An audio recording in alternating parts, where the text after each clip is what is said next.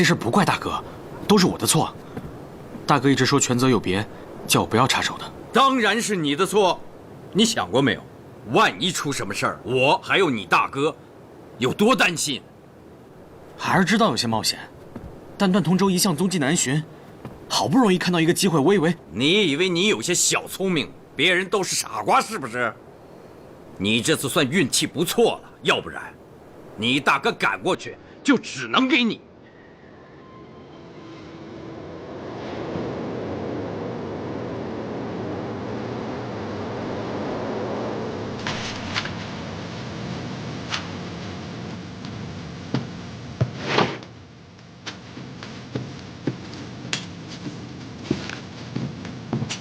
姑娘，你要的药材我都给你配齐了。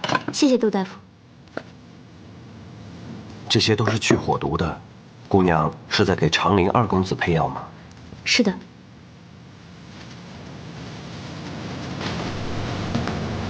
今日这场忙乱，总归是你任性不听话的缘故。我听说你受伤了，伤在哪儿啊？父王，没事。过2天就好了。伤好了，自己去跪小祠堂。是。好了，时间过去了，今天的事情有惊无险，不必一直挂在心上。北燕使团的人已经到了，很多事情需要你去做的。是，父王。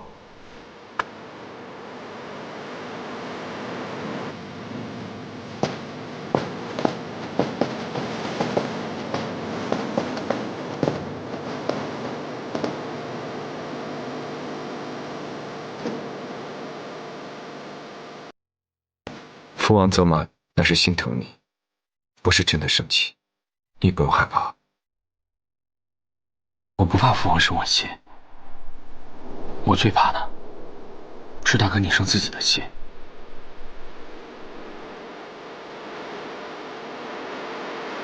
大哥今天真的是被你给吓着了。记住了，以后不管为了什么，都不要再做这样冒险的事。记住了。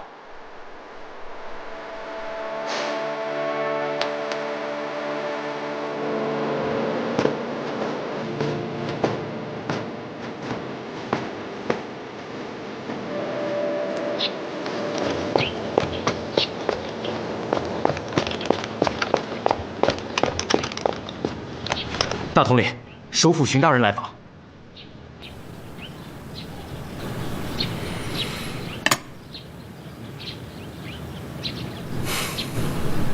大统领，首府荀……知道了，我知道他会来，请他进来吧。是。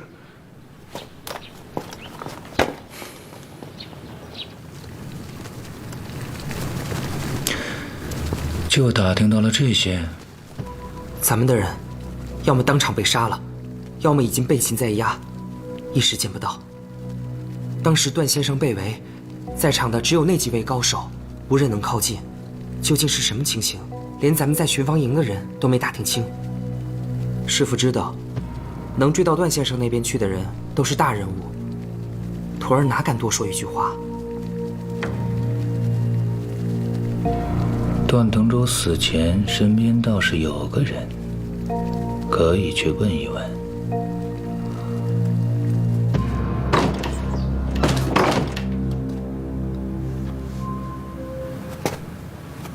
我听说段同舟死了，是真的吗？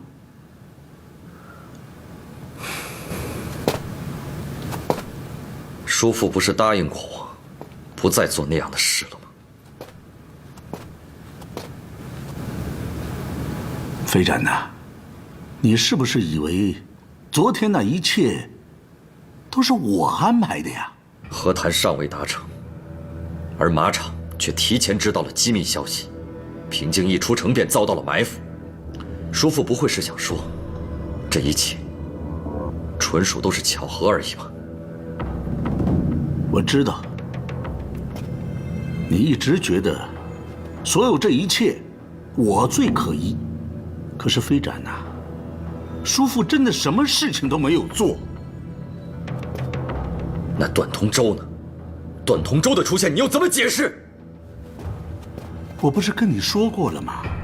段同舟不是我手下的人呐。自从他逃狱之后，我跟他没有任何来往，我怎么可能去指使他做任何事情呢？退一步说，就算他是我的人，可我怎么能让他去杀害萧平京呢？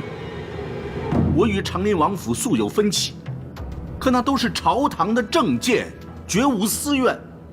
我凭什么要去杀害一个孩子呢？飞展呐！叔父，段同舟为了不被我们生擒，是自己找机会跳下悬崖而死的。啊？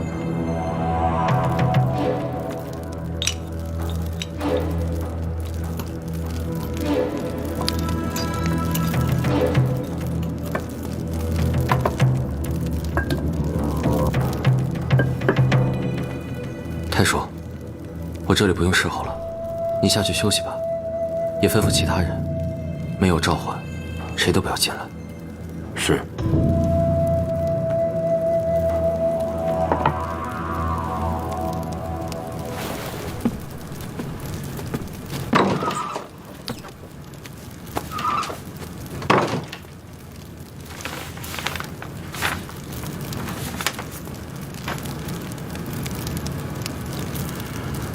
虽是春日，风露仍在。上师，还请里面坐吧。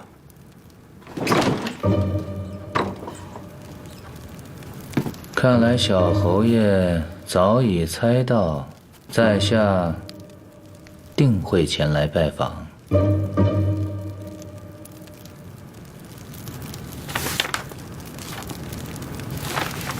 叔父，那段同舟的幕后指使到底是谁？你真的连一点线索都没有吗？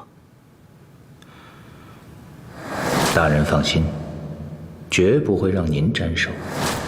这个叔父还真的想不到还有谁。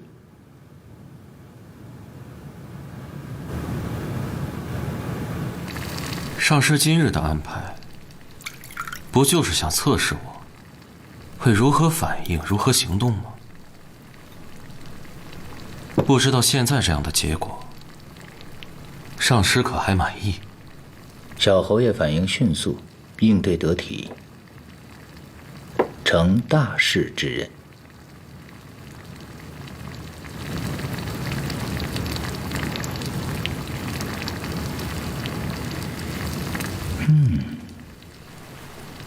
其实倒也没什么难的。从我看到段同舟的那一刻起，我心里就明白，我是被故意引到那里，他也是故意让我看到的。小侯爷可知道在下这么安排的用意啊？是为了萧平章，对吗？令堂生前曾经对世子妃下过手，这可是一个很难解的结。无论以后我给你安排怎样的机会，首要的是先要消除萧平章对你的厌恶。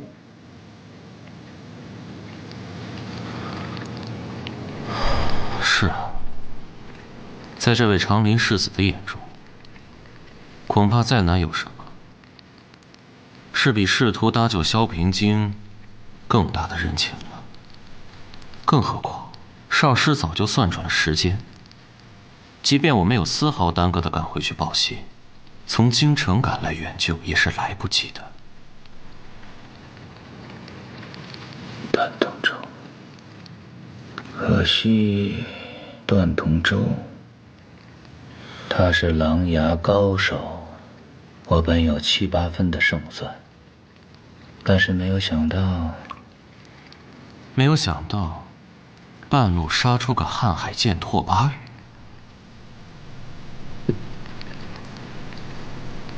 萧平京逃得性命，而您最得力的段同舟，反倒折了进去。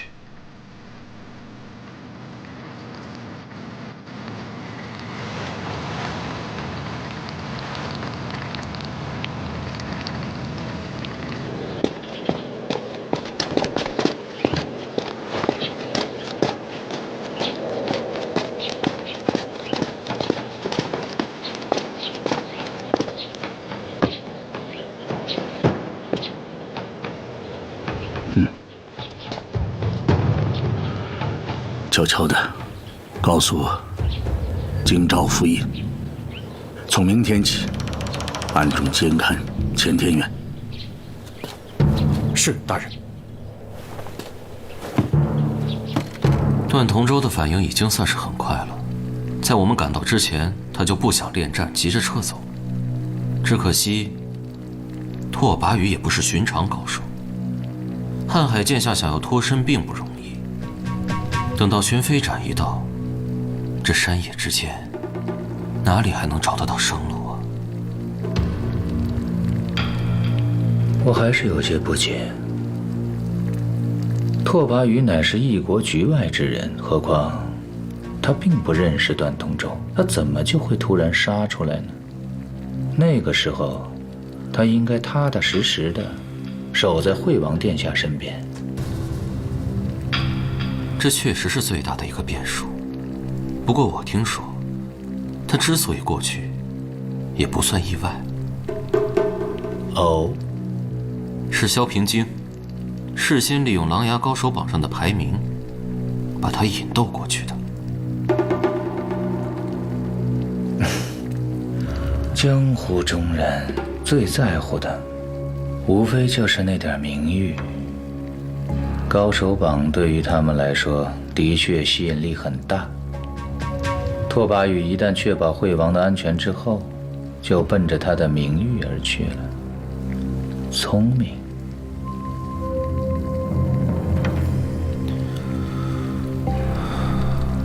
不管怎么说，在萧平昭那里的人情，我总算是挣到了一点。不知下一步应该怎么办才算最好？路要一步一步走，很多事情要到了眼前以后才知道如何应对。小侯爷现在应该做的，是要坚定自己的心智，不要轻易为他人所动摇。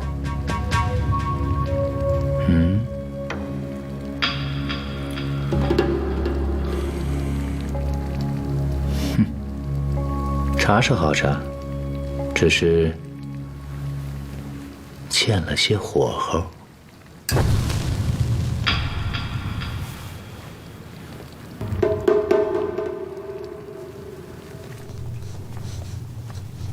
江湖中人为了荣华富贵，借身于朝局之间，为某一方权贵效力，各国并不罕见。可是段同舟已经有了如此高的声望和地位，却仍然不计生死，忠心至此，恐非名利二字所能解释。平静，你觉得他会图什么呢？谁知道呢？走吧。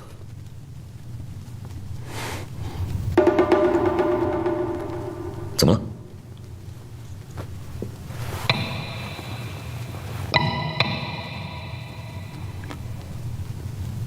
这个纹绣，我总觉得在哪见过。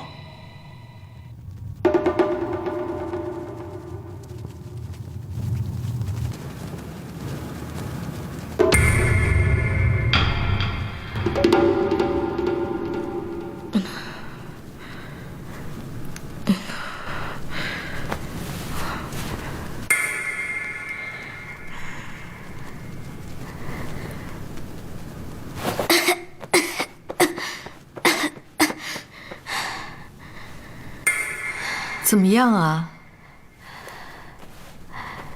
娘娘放心，只是寻常小儿风寒，保暖将养几日就好。太子好端端的，怎么就染上了风寒？你们都是怎么侍候的？母后，是儿臣自己贪玩，母后不要再生气。请太医赶紧开药吧。是。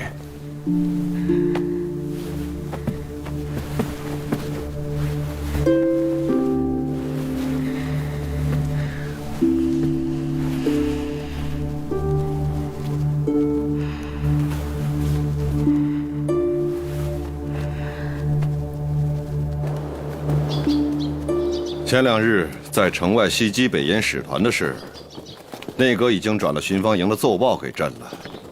竟敢在金陵城外做出这种事，实在是胆大妄为，绝不能轻饶。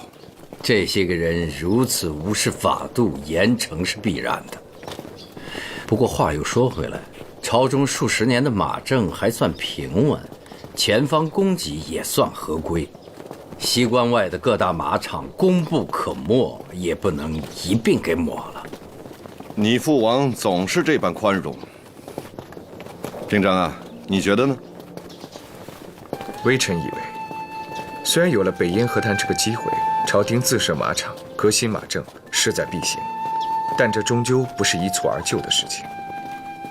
父王说得对，各大马场原有的格局并没有出现难以修补的弊端。毕竟功大于过，不可直接废弃。如何平衡旧制与新政之间的衔接，如何兼顾各大马场如今的现状，是我们本来就要进一步探讨的问题。可惜了，这消息都还没有考虑周全，就泄露了出去。马场上的人是只知其一不知其二，才引出这些个乱子来，倒让北燕的人看了笑话。不必介意啊，他们自己已陷内乱，自顾不暇，哪还有精力笑话别人呢？这么一比起来，还是陛下比我们心宽呀。大嫂托我问话，说这2天请你也不去，是不是她说错什么冒犯你了？王姐姐太客气了，开春食疫增多，药房这边走不开，姐姐按时服药便是，不用我再到府上去了。你又不只有大嫂一个病人，还有我呢。你怎么了？我受着伤呢，你忘了？我正要跟你说，我这2天伤口呢，就一直不舒服，虽然不是很疼，但却十分麻痒。你说，段同舟那场上会不会有毒啊？让我看看。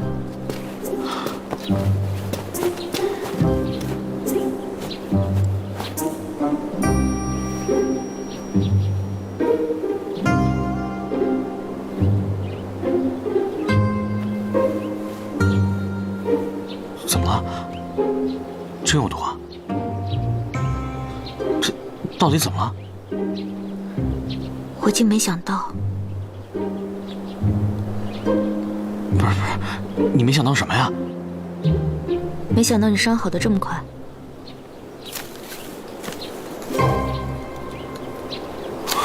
丽熙，你真的变坏了！你这都跟谁学的呀？陛下，微臣进宫时听说，太子殿下近日有些风寒低烧，若陛下允准，微臣想去东宫请个安。太医说了不要紧，不是什么大症候。朕知道，你手头上的事情多，不用为此特意去一趟。等晚些时，朕去看看就是了。春来时一起，您老王爷的身子，这几日也有些不安生了。哎，说到宁王叔，朕倒是想起了，这和谈若成，便要联姻。王兄知道，宁王叔当初建议让莱阳侯迎娶北燕郡主，朕当时觉得他的年龄、身份全都合适，心下已然允准。可他母亲的事儿一出，这自然是不用想了。王兄觉得这宗室当中还有哪个孩子合适啊？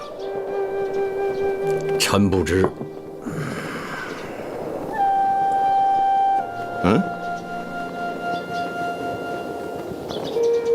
这又是什么意思？马政与军务相关，父王自当参言。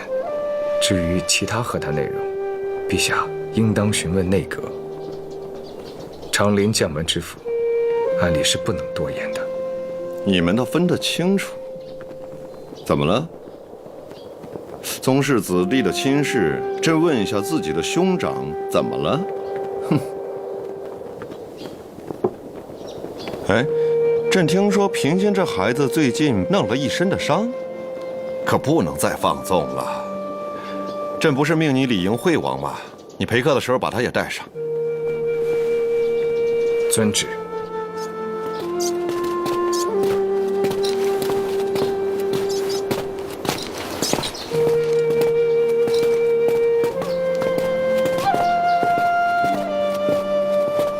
来，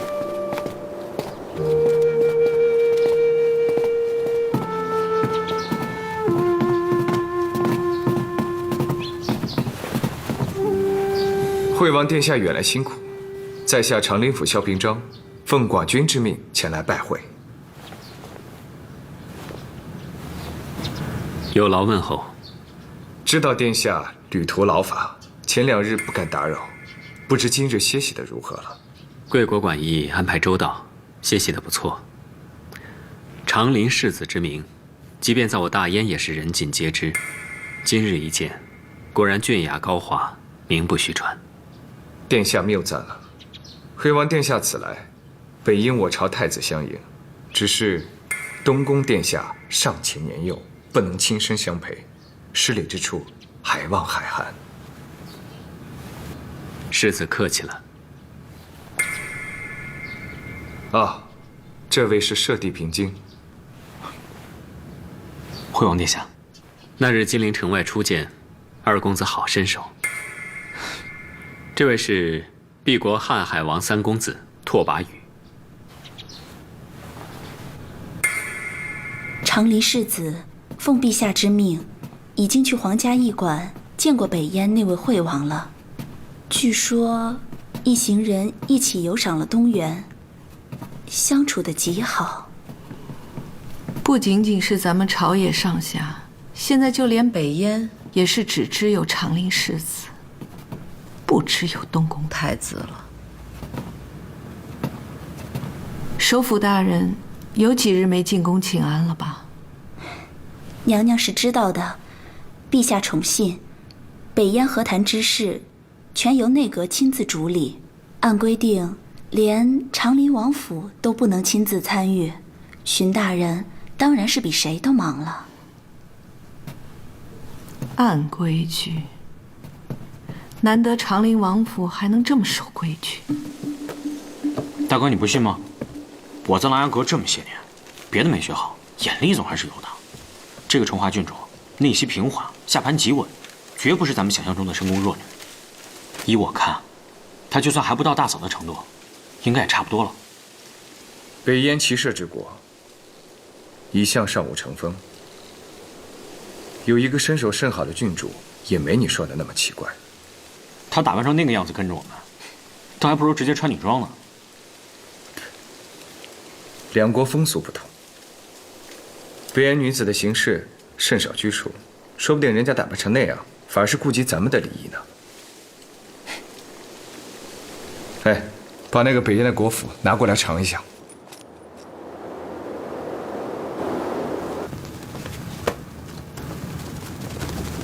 你说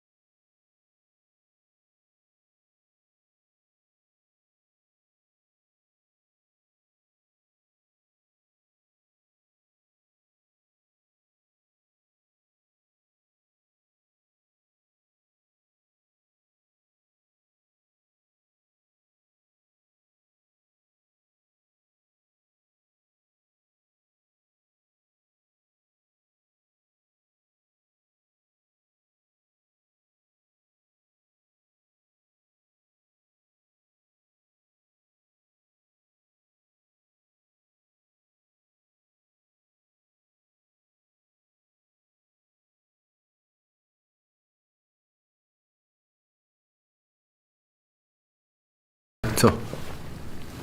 谢父王。看你这个样子，和谈初定了，是吧？内阁此次谈得不错，北燕同意提供500匹种马，只是因为数量太大，只能分5年交付。这也在情理之中。还有呢？还有，两国结盟修好，互不犯戒。大梁为表善意，将派往北燕工匠50人，教授屯粮之法，另提供御寒草药200车。听山王世子迎娶北燕崇华郡主，择日完婚，从此变为姻亲之国。你倒是知道的挺清楚，不过我不明白，你为什么要说给我听？这是近来京城最大的事儿了，咱们俩聊天嘛，总得说点什么呀？你怎么看着没精神？又做了什么事儿挨骂了？没有，因为和谈将成，陛下2天后要在逸仙殿设宫宴，款待北燕使团，方非得叫我也去，还说是陛下的意思。我最讨厌这样无聊的事了。你说又不是我娶郡主，跟我有什么关系吗？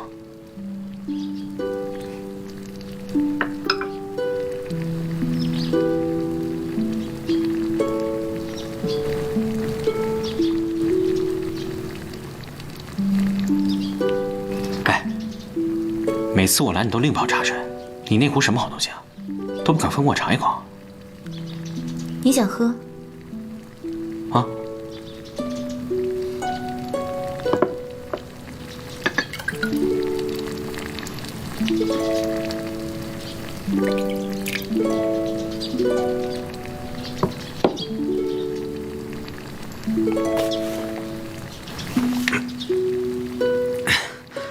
你这是什么呀？这也太涩了吧！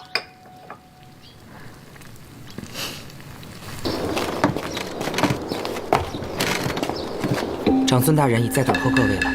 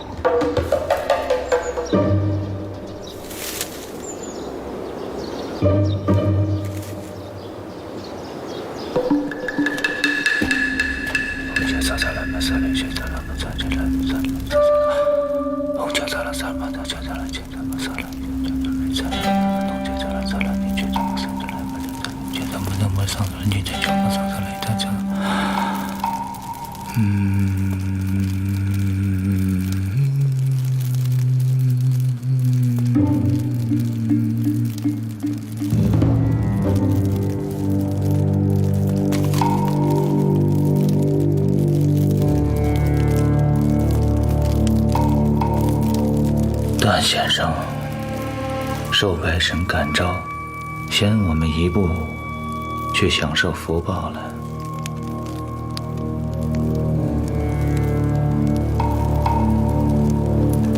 我们这乾天院向来十分打眼，如今又被人盯得很紧。我在城外庄园里的人和物，就交由3位负责。望3位务必要谨慎，行动之前，万不可再有任何闪失。是，定不负长尊大人所托。我们养的人怎么样了？回长尊大人，一切顺利。那个人已有发病先兆了。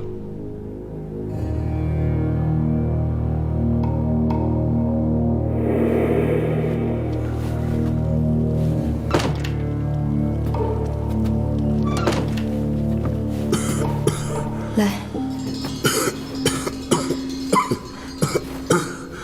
喝药。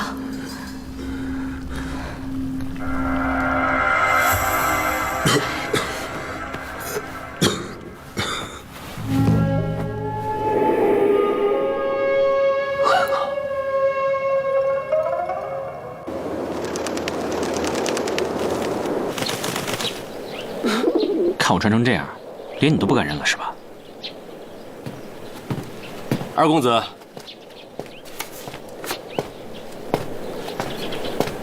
这是狼牙山来的信鸽吧？对，老阁主知道我在京城肯定无聊，所以看到什么奇闻异事，或听到什么新巧的消息，就会传信给我。来，看看最近这江湖上又闹出什么笑话了。二公子，您先别忙着看别人的笑话，世子爷派我来通知你，说老王爷已经先出发了，让你赶紧过去。宫宴没有这么早，父王是先进宫下棋去了。二公子，还是赶紧过去吧，反正叫你了。知道了。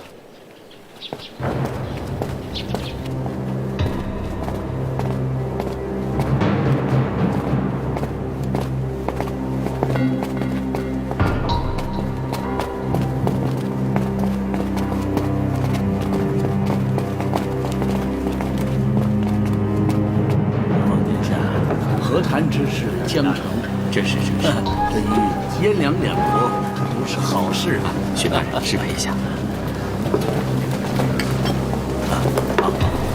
惠王殿下，拓跋公子，只待盟约签订，燕梁便是姻亲之国，说不定日后有缘，平章还能去贵国一游呢。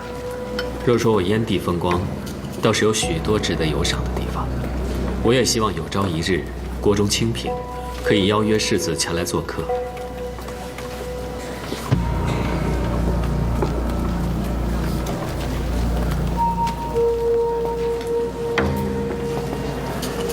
说句交情延伸的话，贵国叛军能在1年之内几乎占领了半壁江山，恐不是报民负恩4字所能解释。我长陵虽是武门，但也知道民心所向，绝非利刃所能改也。殿下不愿一为铁血，有志于正本清源，心胸实在是远超他人，平章对此甚为感佩。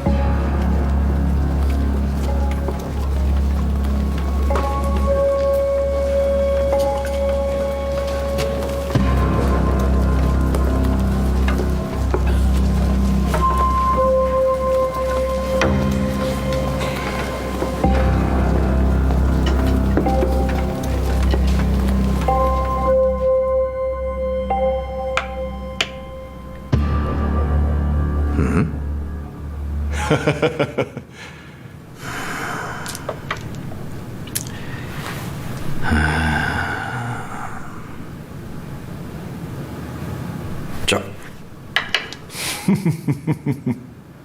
宫中圣手无数，但还是跟王兄对弈最为痛快。是，陛下这棋艺和臣是一样的弱。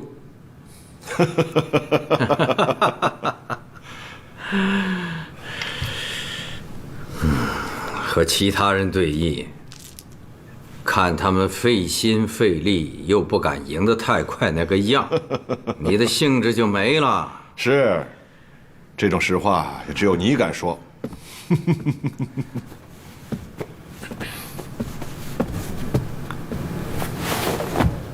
陛下。啊，哎，怎么这么快时辰就到了？陛下，差不多可以起驾了。咱这儿还没分出个胜负呢，回头接着下。那走吧。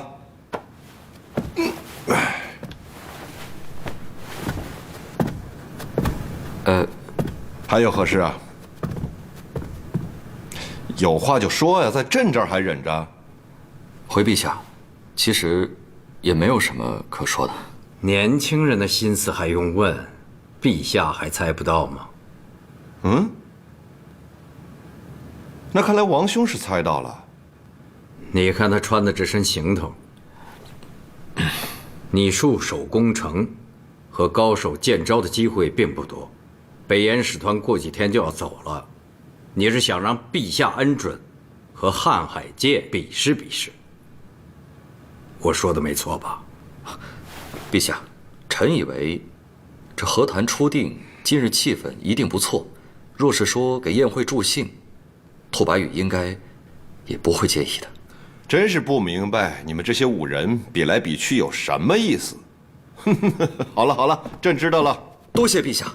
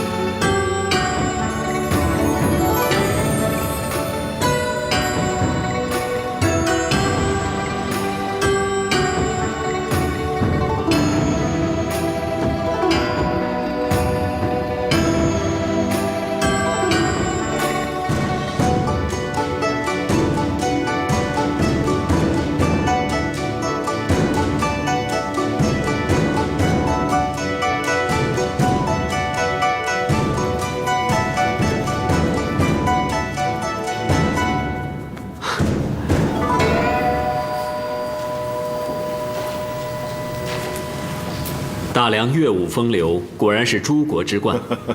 惠王殿下过奖了。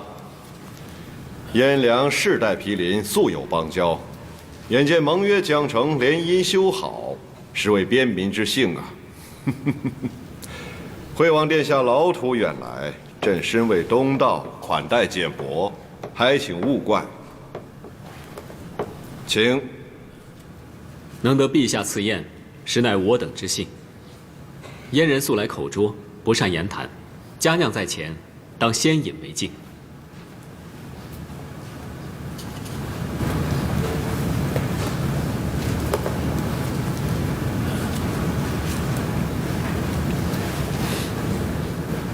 惠王殿下果真是个爽快人呐，请坐。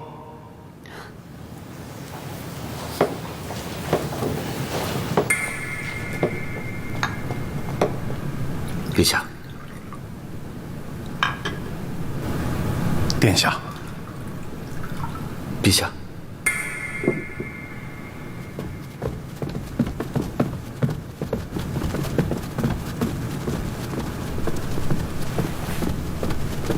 启禀娘娘，逸仙殿的宫宴已经开始。知道了。是。怎么没来换太子？太子殿下风寒未愈，陛下怕他劳累了。胡说！太子风寒又不重，吃了药已经好多了。本宫昨晚亲自回禀陛下，说好要出席的。一定是你们这些奴才疏失，还敢狡辩。娘娘息怒，今早长陵王前来探视，当时殿下有些咳嗽，陛下心疼，就赐了些药茶过来，吩咐好生将养的。母后，您就不要再生气了。起来吧。谢娘娘，谢太子殿下。写你的字。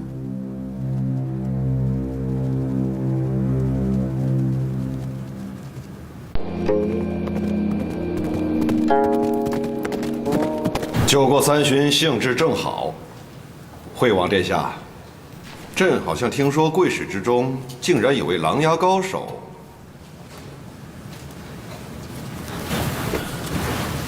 这是表弟拓跋宇，我国中瀚海王第3子，由小王姑母锦贤长公主所出，今年琅琊高手榜上兀居第5。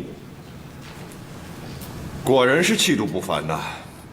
朕久居深宫，见识不广，身边的人呐也都是井底之蛙。哼，今日你我宾主尽欢，又有如此人物，不妨为宴饮助兴，彼此切磋一下如何啊？既然陛下有此雅兴，小王岂敢推辞？谢陛下。谢殿下。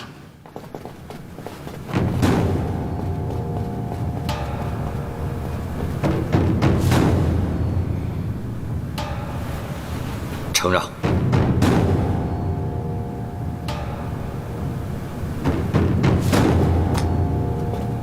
请。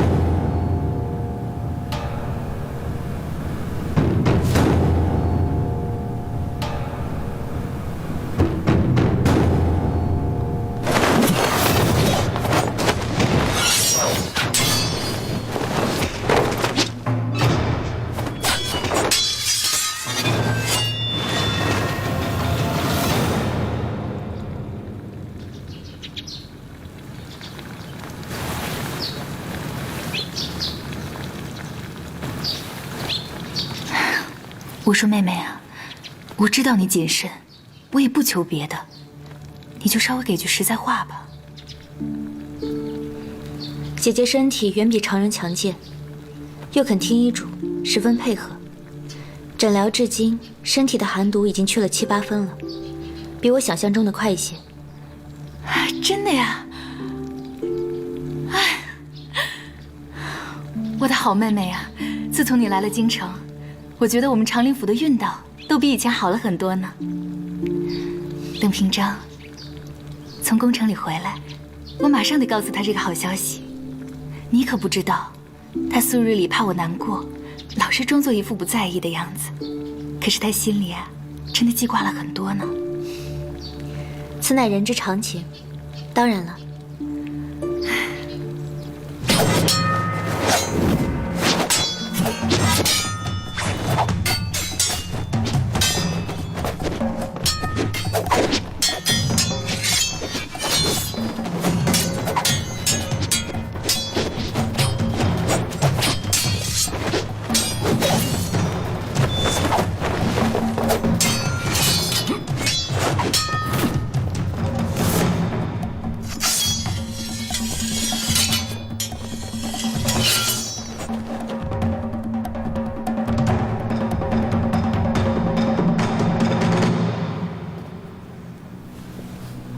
承让。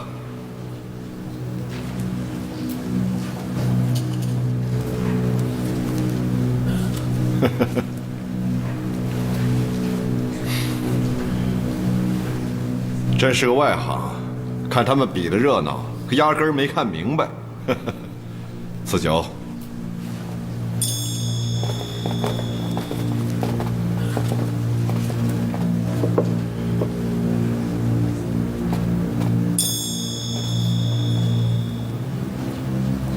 哎，你自诩眼光好，说说谁赢了？大哥，你就别逗我了，你自己又不是看不出来。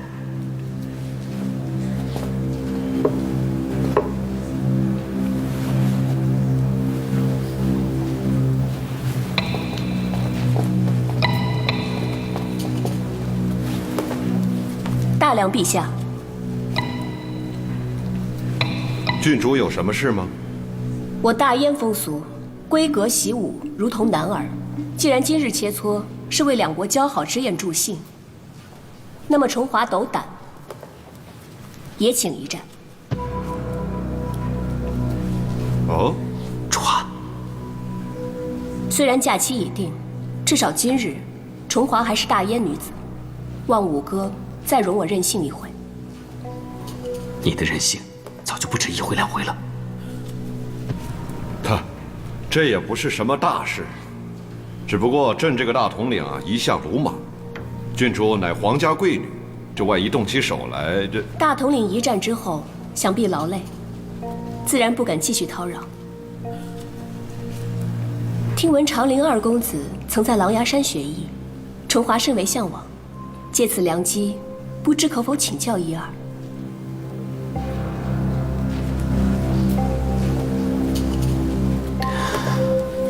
惠王殿下，我大梁前朝也有专于武士的郡主，金国英豪不逊男儿，既然只是席间助兴，倒也不必过于拘泥。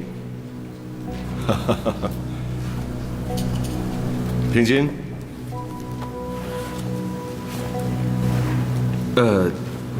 陛下，陛下知道，平津身上有伤未愈，不宜出战。君主若是想要切磋的话，也不急在今日，将来联姻之后，机会想必也少不了。崇华听说大梁风俗，教导女儿柔顺为先。小女临行前答应父王，联姻之后，便会以夫君为天，当自己是个大梁女子，从此不再舞刀弄剑，也不再骄蛮任性。请长林世子放心，崇华出手向来很有分寸，不过想要讨教琅琊学艺而已，绝对不会出手伤人。大哥放心，我早就没事了，还是应付他一下吧，不然这场面不太好看。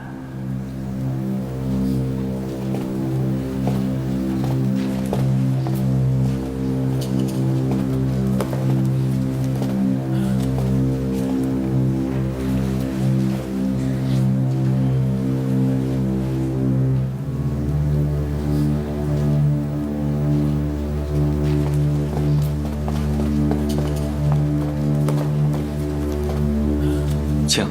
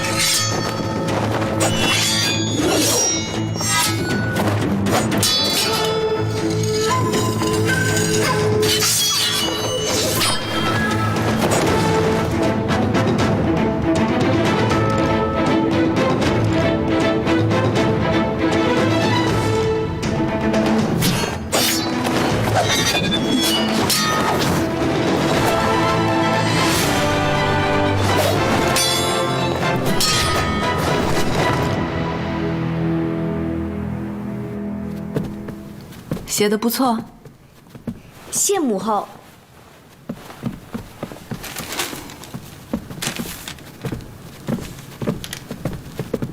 咳嗽还没好透呢，就想着玩儿。皇伯父早上说了，平章和平津两位哥哥今年都会进宫。母后也派人去问问，若是他们忙完了正经事情，也过来陪我玩玩嘛。好吧，去一仙殿外头打听着。若是散了，就说太子召见长林府的两位公子。是。谢母后。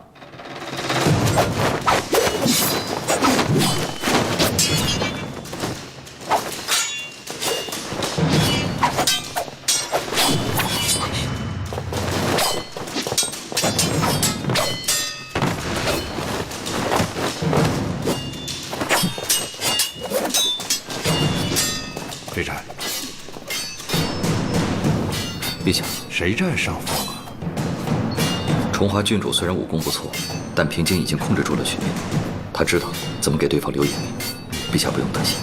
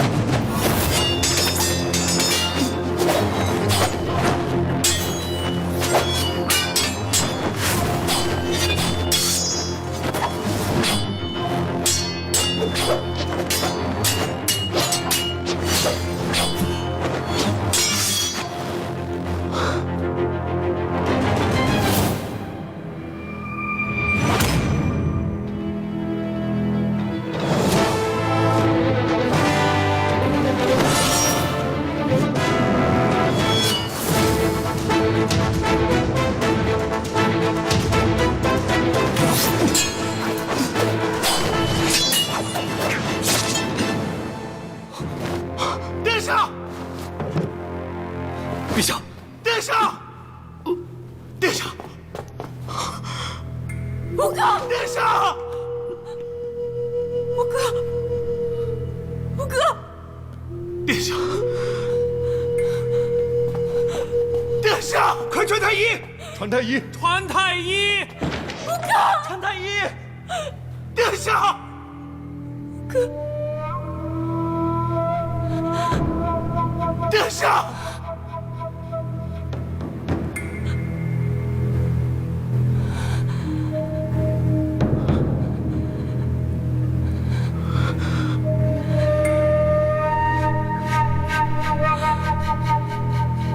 我五哥为结盟而来，心怀善意，纵使长林府不愿和谈，也不必下此毒手啊！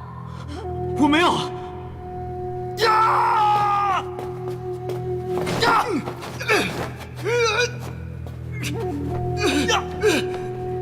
周八公子，你冷静，你冷静！愤怒是解决不了问题的。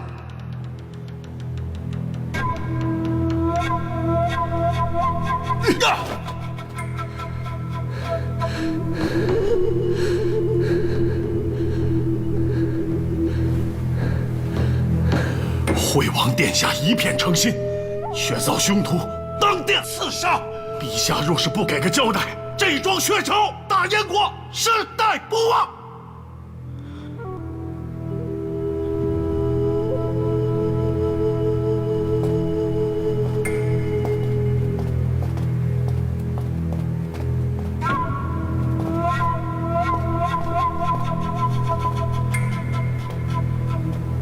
拓跋公子，事发突然，请你务必保持冷静。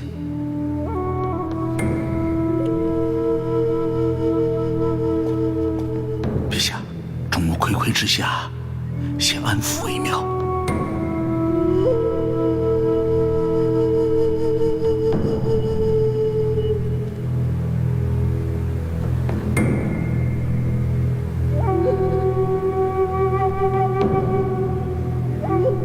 来人，在。萧平金行事鲁莽，立即拘押，先囚禁在刑部天牢，容后详查。是。陛下明弃我等远离故国，无缘无义。凶徒如此大恶，只是拘押吗？呀！拓跋公子，拓跋公子，陛下已经答应给你一个交代了。当务之急，应该先给惠王一个好的安置。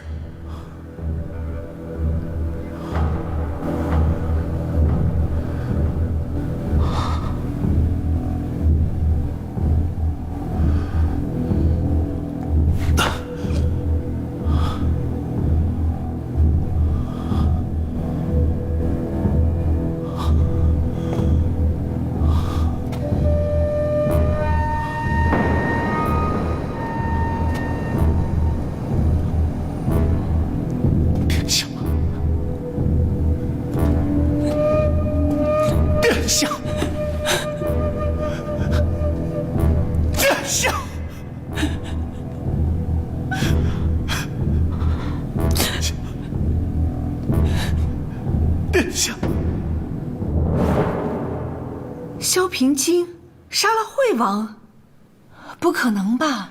具体情形，奴才也不知。幸好太子没有去。北燕不愧是尚武之国，彼此争斗厮杀起来这般血腥惨烈。这个结果，我可没想到。接下来该如何行事？请师父吩咐。事发突然，先不要轻举妄动，继续打探消息，谨慎些就是了。是。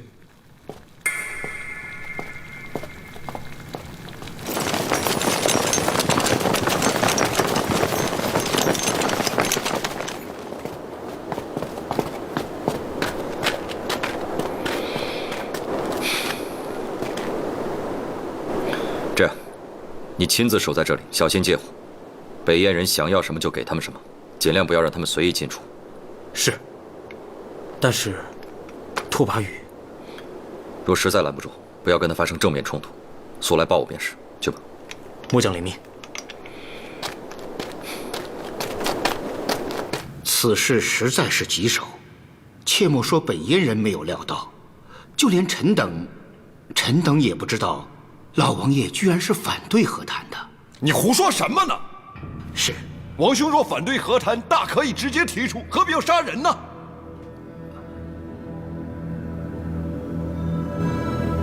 今日之事分明就是个意外。是。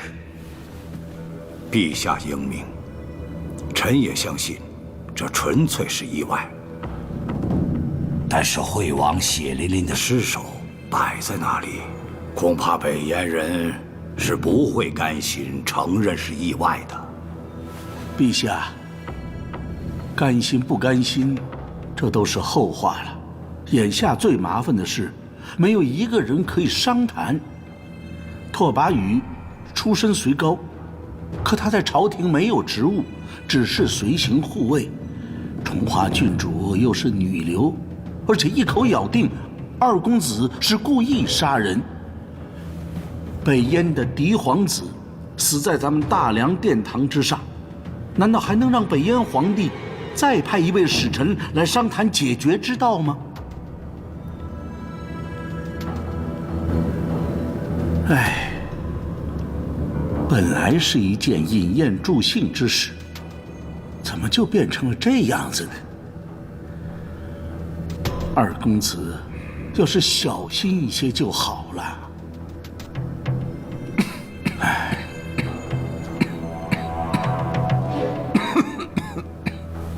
陛下，诸位大人，颜良和谈，内阁多日辛苦，最终却落下现在这么一个困局。诸位大人的焦虑忧患之情，长陵王府明白。平章在此先行致歉。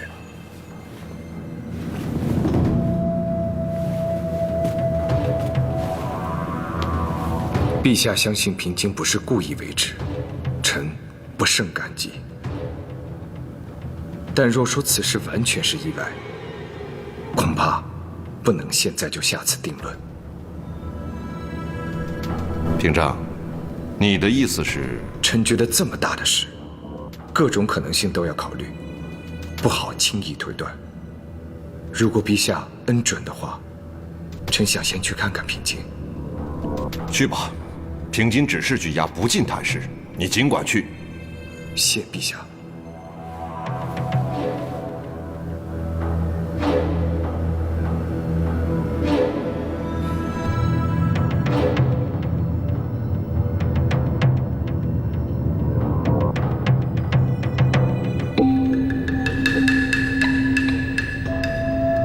听闻长陵二公子曾在狼牙山学艺，崇华甚为向往，不知可否请教一二？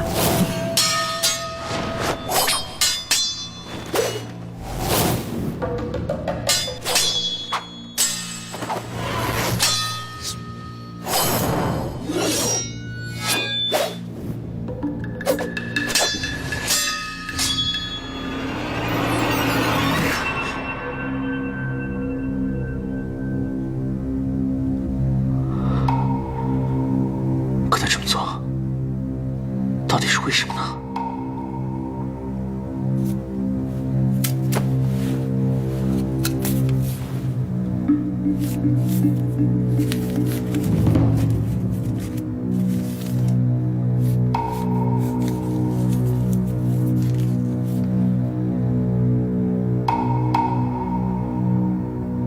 老阁主知道我在京城肯定无聊，所以看到什么奇闻异事，或听到什么新巧的消息，就会传信给我。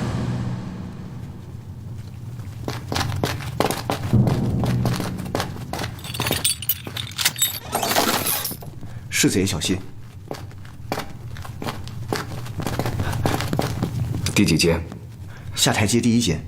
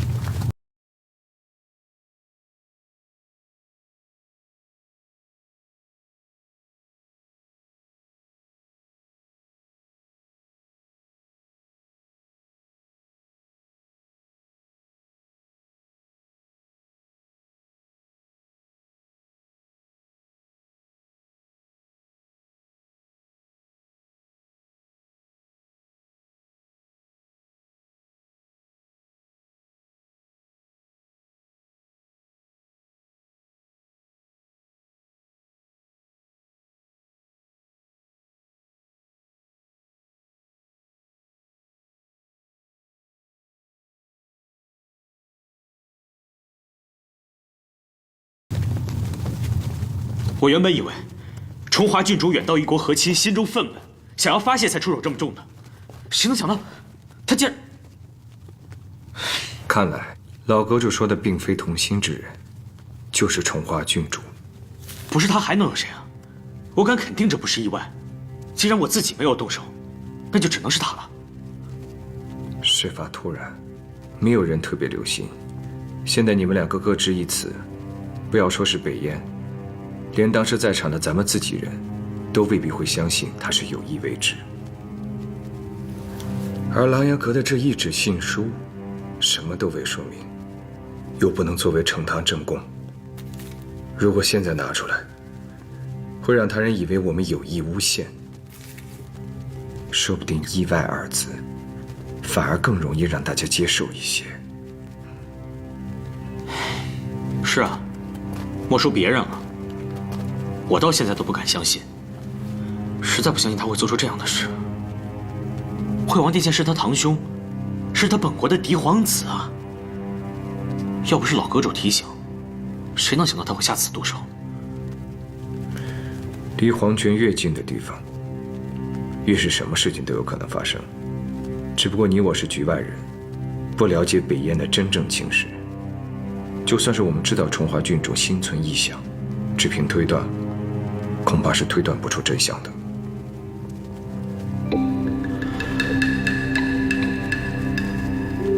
那拓跋宇应该是局内之人吧？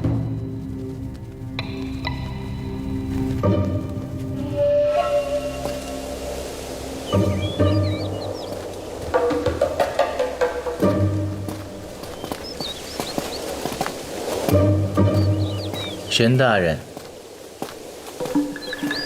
上师，上师此刻前来，若是为了刚才朝阳殿上发生的事情，恐怕最终要失望的。我与崇华郡主这一战，甚至都不是由我主动提出的。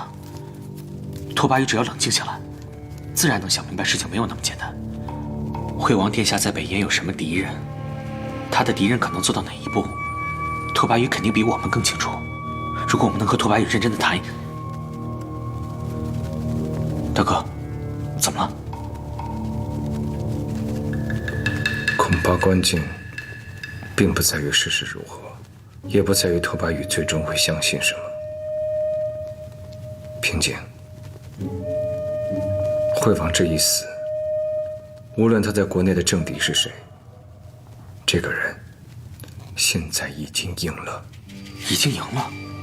你想，惠王是即将被册封的太子，他死后，北燕的局势势比失衡。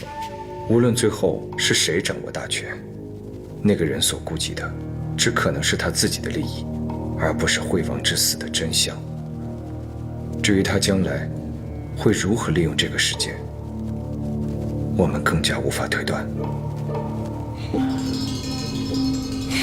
反正有一点，却是可以肯定的，反正不会对我们大梁有利。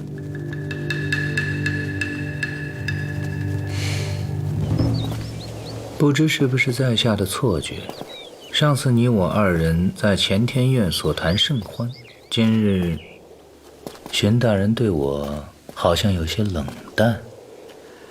上次老夫有些急躁，幸好飞展的话提醒了我。玄大统领的话，连段同舟这样的高手，上师都能任意驱使。看来上师比老夫想象的还要不凡呢。可是左思右想，怎么都不相信，上师突然介入朝局纷争，只是为了报答娘娘的知遇之恩。我荀白水并非轻易结盟之人，不然我不会走到今天这个位置了。如若上师不能对我开诚布公的话，恐怕今后咱们的合作很难继续下去了。哼。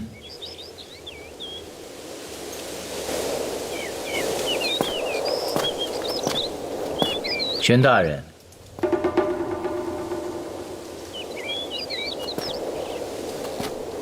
看来在下今日不得不和大人交个底了。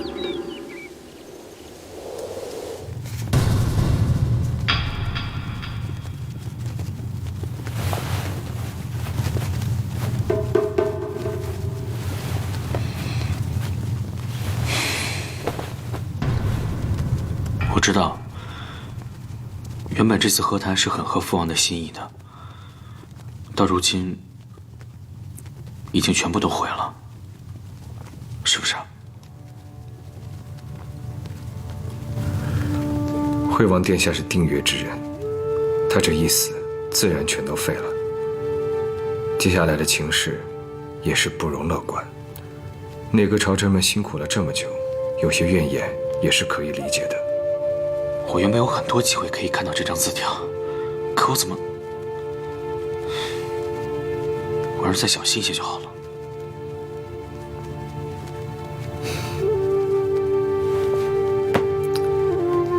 别说傻话了。即便你再聪明，也不可能事先预料到会发生这样的事情。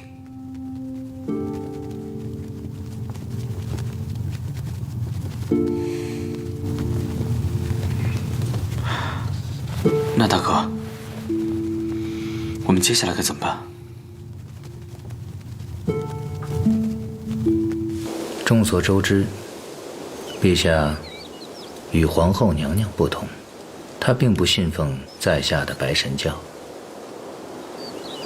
虽然在下出入宫廷有上师之尊，但在陛下眼中，我只不过是一个为他调理喘息的术士而已。听起来，上师好像有些不大甘心。在下自负通天道，善谋断，胸中有才，但就是因为这个术士的身份，在当今陛下的朝堂之上，恐怕难以有所施展。自古风云大业，至伟莫过于扶助新君。既然皇后娘娘肯赏识在下，在下只想抓住这个机会，为太子的江山立下不世之功，以及将来可以得到真正的国师之位。你的目标是国师之位？荀大人觉得在下所图有些荒唐？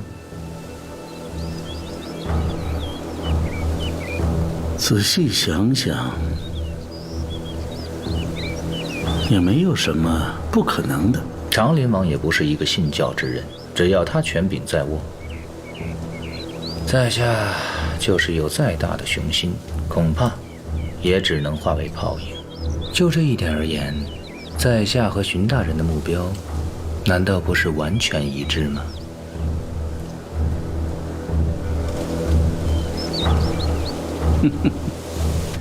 眼下的局面你也清楚，可以说是双方各有顾忌。北燕国内战火未平，因无余力顾及边境，方才与我大梁和谈。陛下和朝臣们都觉得，北燕未必就真想把事情闹得不可收拾的地步。但一个帝皇子惨死，也不是小事。如若安抚的不好，北燕皇帝恼怒之下，还是有可能不顾后果，非要寻仇的。所以我才说，双方是各有顾忌。陛下素来心情温平，对你又有维护之心。虽然他并未明言，但据我猜测，他更愿意大家默认惠王之死乃是意外，先把事件平息下去。可惠王到底是血溅攻城，死在了大梁的殿堂之上。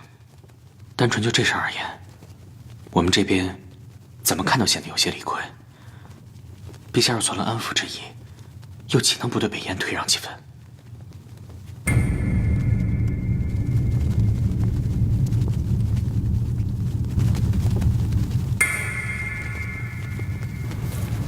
上师是说，内阁即使不多做什么，陛下自然也会选择退让。这就是一件说不清楚的无头公案，强争下去后果难料。事态一旦恶化，萧平京的罪责只会更加严重。陛下选择退让，无非就是要维护这位长林二公子。老王爷有爱子之心，又最明白陛下的心思，所以断然不会反对。可我们大梁选择退让，不就相当于向外人告知是我们的过错吗？行为鲁莽、意外杀人，跟挑起两国纷争比较起来，罪责上虽然轻一些，可那毕竟也是个罪名啊。正是如此，陛下一旦选择退让，眼下的危局虽可暂时得到平息，但朝廷本已到手的和谈成果必然会被废除。眼下这一份利益损失，以及未来北燕以此为由发起的任何一场边境战火，都会被当成是萧平京的罪责定死在他身上，再也解释不清楚。而荀大人1个月前所忧虑的那些事情，就此一扫而空。难道不值得为之欣喜吗？欣喜自然是有一些，可是这萧平京在长林王府只是个闲人，他的名声毁了，对金陵的格局没有丝毫的改变，所以也没有什么值得得意的。大人何必如此沮丧？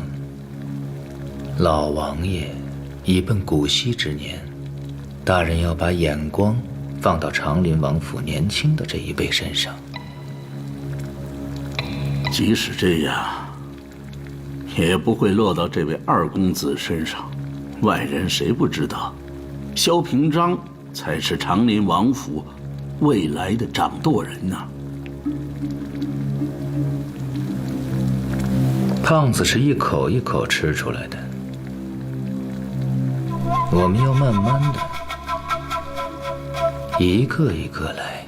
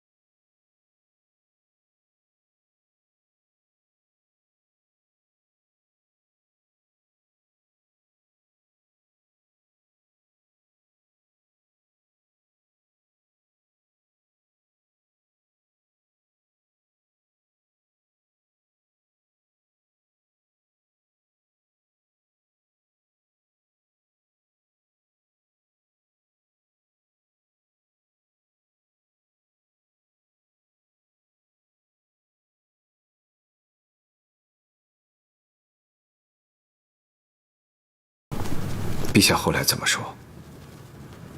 陛下的心情你也了解，已经打算让步了，给北燕一些和柔的条件，先把眼下的局面平息下去再说吧。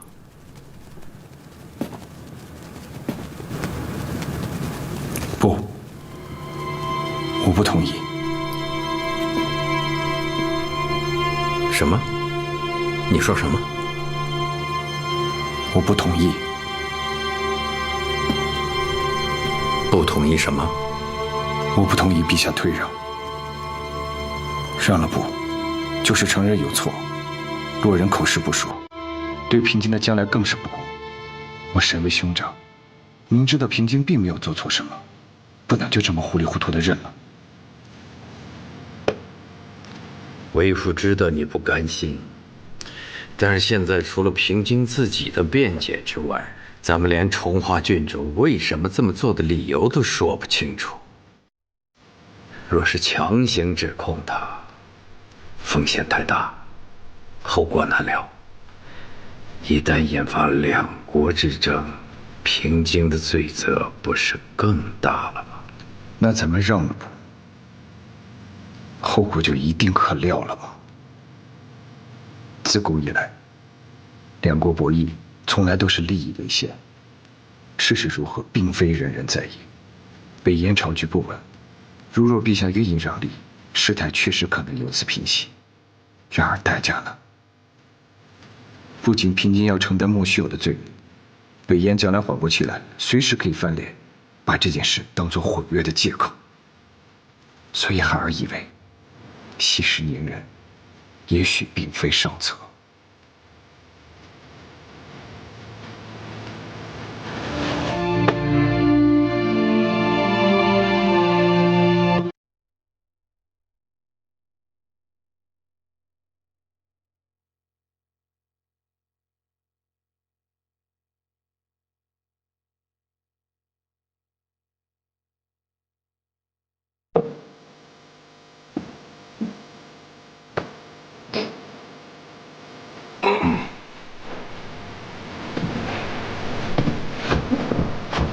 陛下，陛下身体不适，还是传太医来看看吧。没事，气得急了些了。今日和朝臣们还有要事相商。更衣。是。你昨晚因为担心平津，都没怎么睡。等我走了之后，再进去躺一会儿吧。我送父王进宫以后，还要去医馆跟拓跋宇好好的谈一谈。大约要过午才能回来。你不是说在利益面前，事实如何，并没有人放在心上吗？为什么还要再和一个北燕人去谈？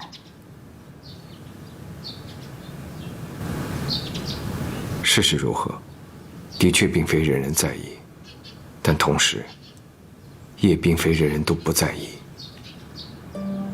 世间情理都是相通的，我相信此时，在北燕国内，总还是有那么一些人，愿意不顾一切，只想知道真相如何。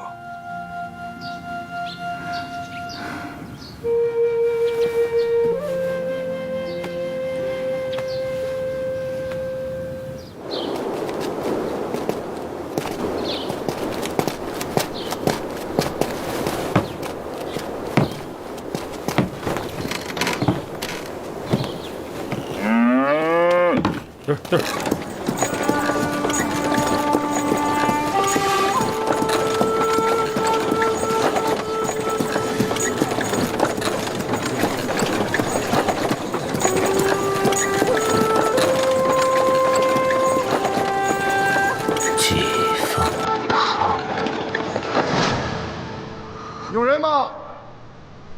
还有人活着吗？我们是季风堂的大夫。还有人活着吗？有人吗？我们是季风堂的大夫。有人吗？还有人吗？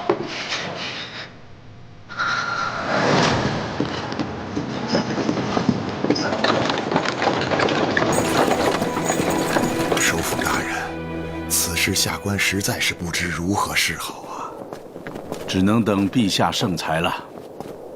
老王爷，诸位大人，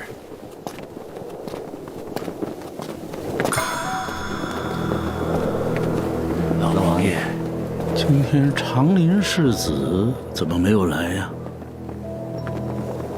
世子爷，下官觉得这样还是不太好吧。最多2个时辰，我自会把他带回来还你。可是先放一个长林府在京城，你还怕我们兄弟2个潜逃了不成？乔世子爷您说的。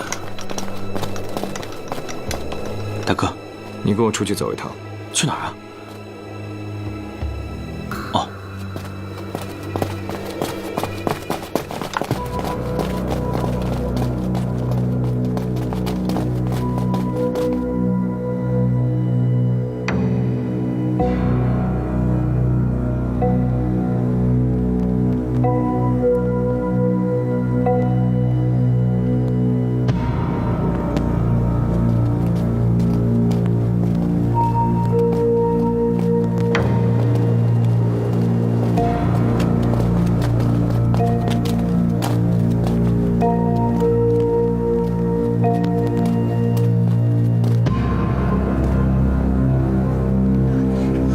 老王爷，刚才说的什么？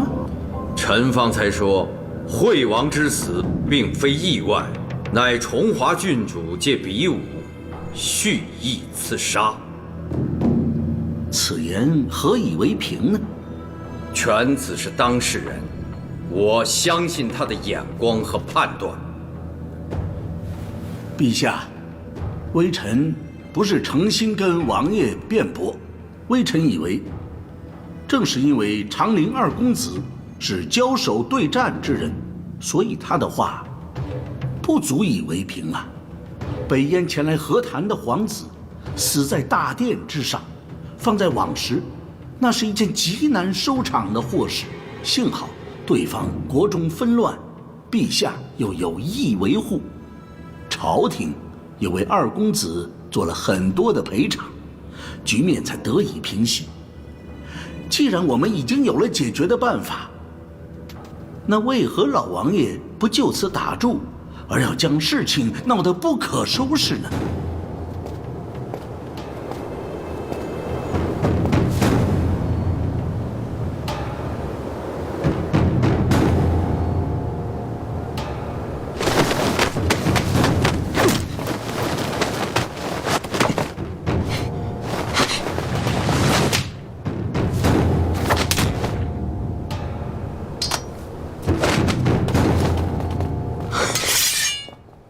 瀚海拓跋氏，当然要用剑，不是吗？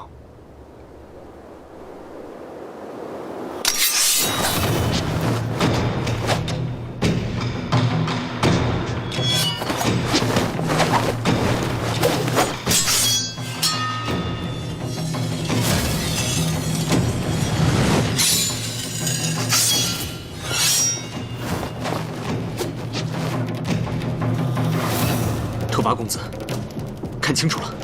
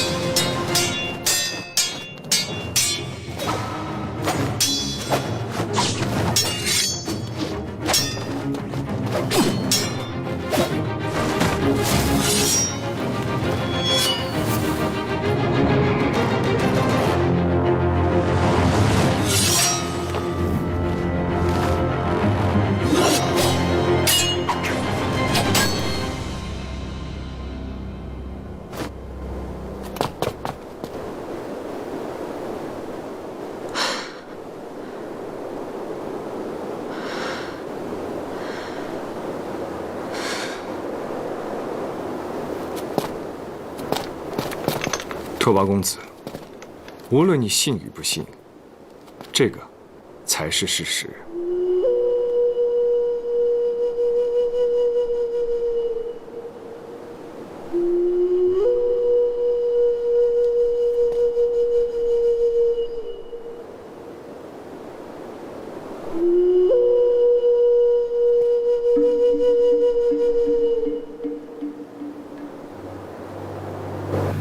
陛下，臣昨日与平章细细商讨过此事。如今的北燕国不仅叛军势大，朝堂上也是两派分立。惠王这么一死，本该在朝堂上掀起滔天巨浪，可是咱们这一退让理赔，虽说在短期内可以平缓事态，但是等于揽责上身。给了北燕国一个一致对外的靶子，替他们安稳了朝堂。可是老王爷，崇华郡主肯定不愿承认。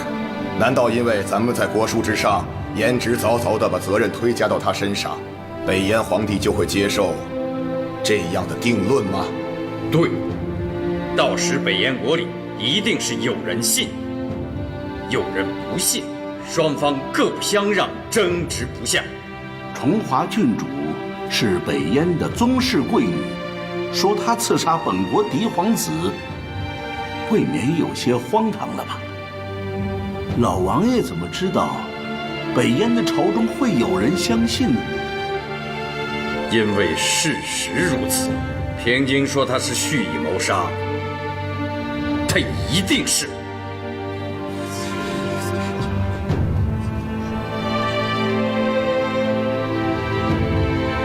陛下，都不要说了，此事朕已经心里有数了。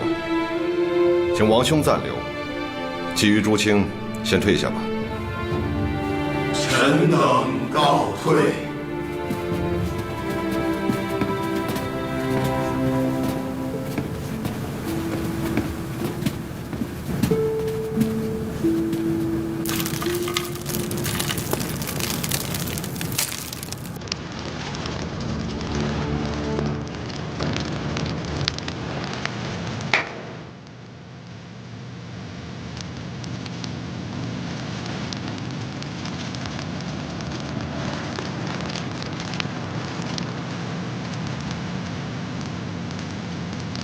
我成林府虽不畏战，但也绝不好战。舍弟不愿承担罪责，并非为了推脱，而是不想混淆事实，让他人渔翁得利。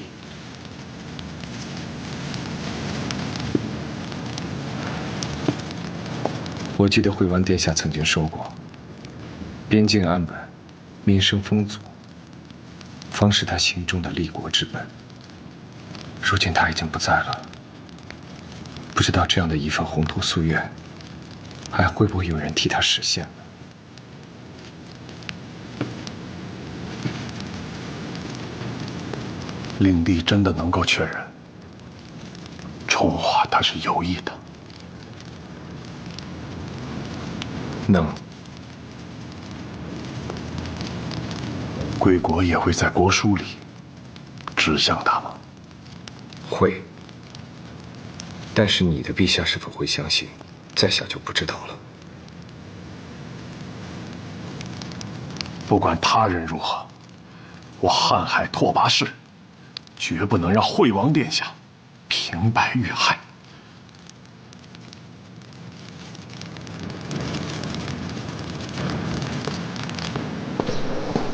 平章的意思朕明白，惠王被刺，北燕朝中他的政敌必占上风。无论咱们的应对是硬还是软，这些人显然都没有打算要继续良烟修好。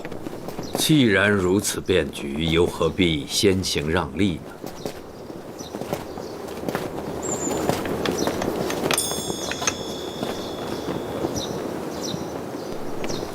国书可以按王兄的意思来拟定，但其他的，朕不允准。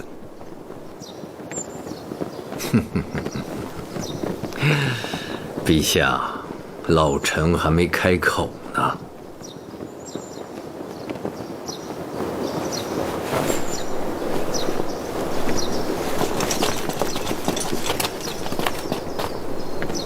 王兄，你心里怎么想的？你想要做什么？这一猜就知道。可你也不想想自己什么年岁了。上次从甘州回来，朕就说过，再也不放你去边境了。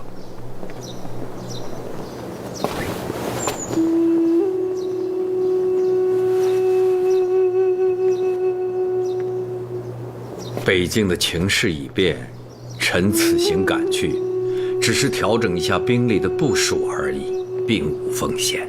陛下放心，只是防备而已。短时间里，北燕绝对无力南下。既然只是调整兵力，加以防备，平征去不也一样吗？后方的粮道正在重建，这孩子比我心细，又审时度势，还是留在京城里监管的好。再者，陛下也说了，毕竟年岁不饶人。除了入土的那一天，也许这是老臣最后一次去北境了。请陛下允准。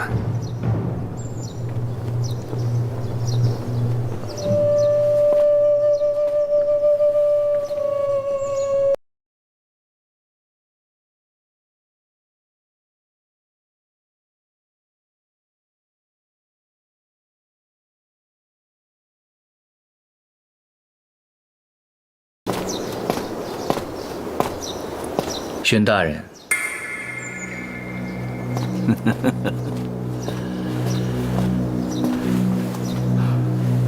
上师这么急着要打听消息啊？在下好奇，陛下给了北燕一个什么条件？老王爷反对退让，他指控北燕郡主借机刺杀本国皇子。他力劝陛下强硬对待。荀大人没有加以争辩吗？争自然是争了几句，不过老夫的心里明白，长林王爷是对的。惠王一死，北燕的朝局发生了变化，自然不能按和谈时的想法来应对。若论对北境局势的把握，恐怕他们二位是最为精准的。太子殿下不过才11岁，的确是该从长计议。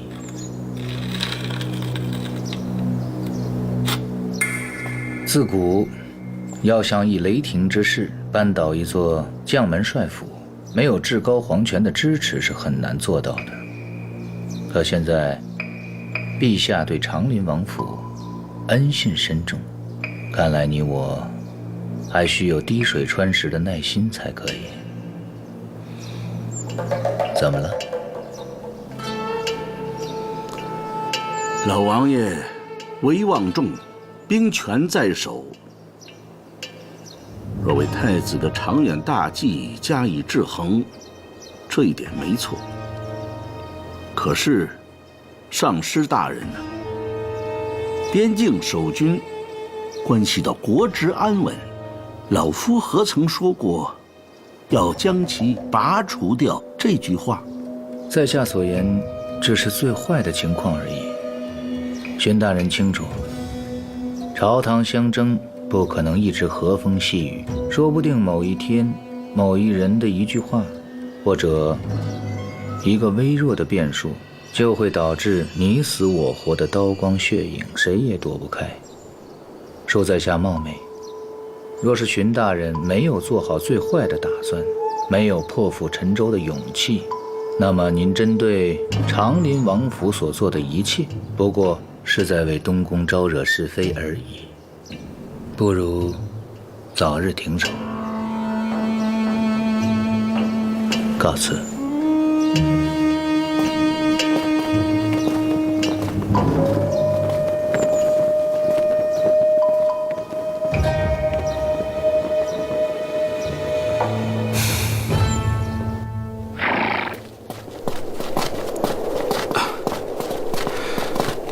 世子爷，宫中刚刚传来口谕说不再羁押二公子了，下官正打算派人去通报呢，没想到还是晚了一步，让您多跑了一趟。大人客气了，多谢。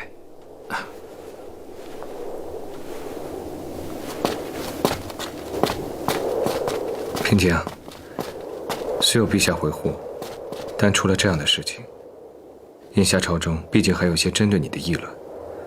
我跟父王都不在京城的时候，你是留在京城呢，还是回琅琊阁去？什么叫父王跟你都不在京城啊？你们要去哪儿？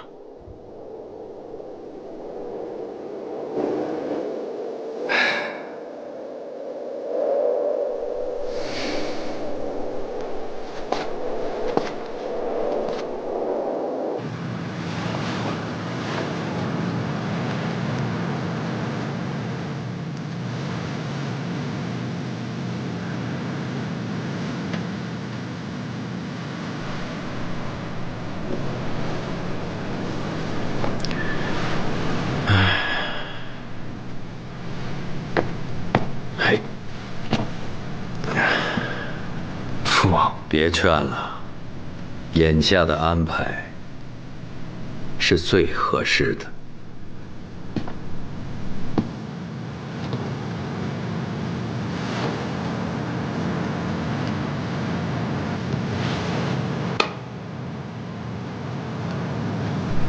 你看，两道京城，陛下还有平津。你眼下碰到的问题比为父我去北境要多得多，换了别人我还不放心呢。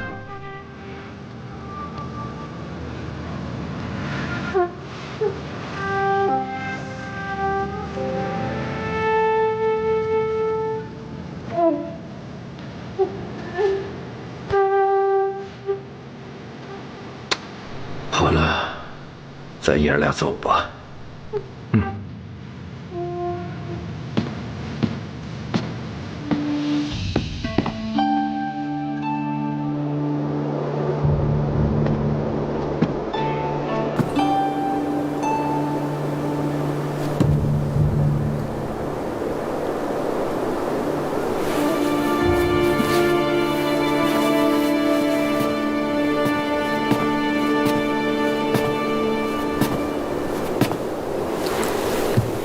平静，你能安然脱身，可见惠王的事情已经尘埃初定了。为何还如此沮丧？父王已经年过花甲，但为了应对这场变局，过几天就要去北京了。上次赣南之战后，陛下责令兵部彻底重建大禹粮道，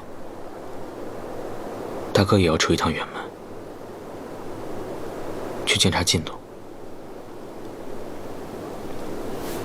李信，如果宫宴那天我没那么轻敌，那么大意，现在局势会完全不同。父王和大哥也就不用那么辛苦了。他们都走了，那你呢？你要回狼牙山吗？不，我会留在京城。为什么？你不是说金陵城对你太过拘束了吗？也许是近来经历了太多的事情，让我明白大哥有一句话是对的。无论我多想当一个逍遥自在的江湖人，我终究不是。是啊，你终究不是。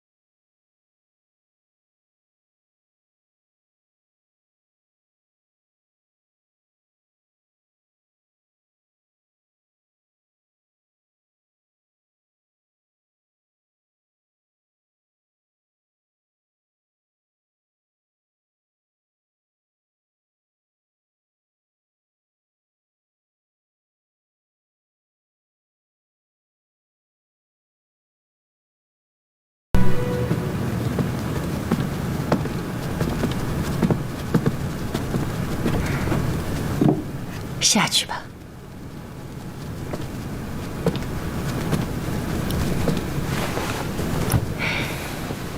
老爷今日的晚膳几乎没吃什么，可是身体不舒服吗？我有些后悔了。后悔什么？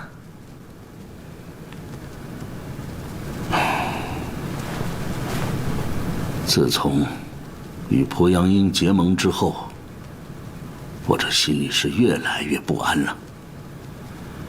此人行事就是个不计后果的疯子，无论他说的是什么，我总是觉得他要的结果最终和我绝对是不一样的。老爷既然这样说，那日后不再和他来往就是了。可是娘娘现在完全依赖于他，恐怕是劝也劝不回来了。师父，据兵部消息核实，长林王与世子已由陛下允准，确定3日后一同离京。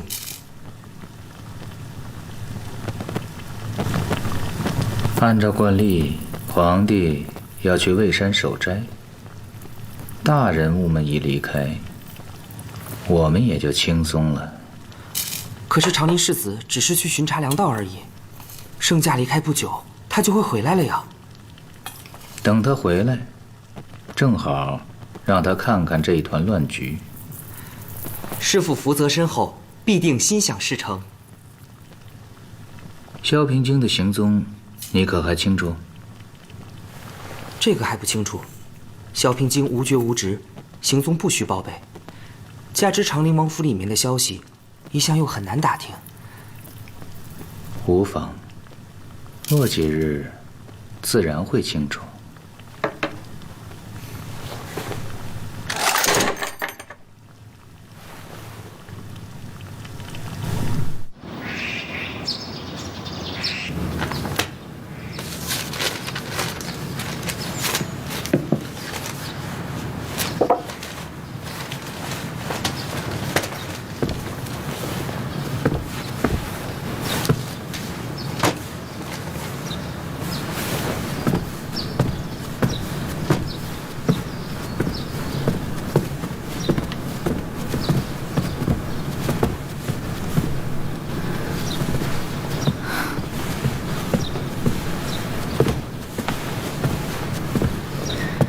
你在担心父王，不希望他去北京，对吗？这世上有哪个做儿子的，愿意看着年迈的老父亲前往边境苦寒之地呢？要不，你再去劝劝他吧。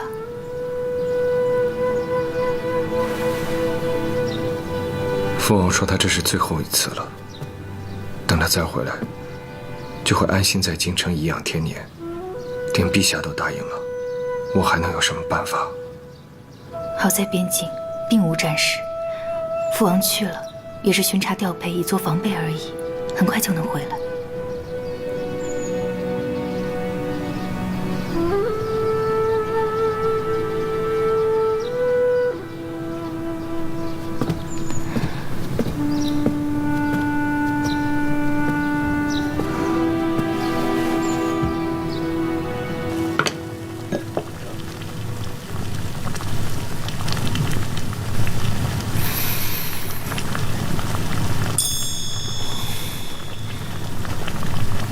徒儿，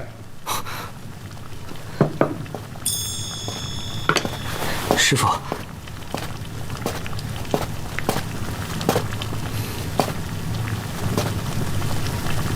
你的好奇心可越来越重了。徒儿可知道这是什么？知道。师父骨髓有伤，要治骨髓之伤，这是唯一的灵药。霜华本无色，是为暗夜所染，阴寒在骨。你可以称它为灵药，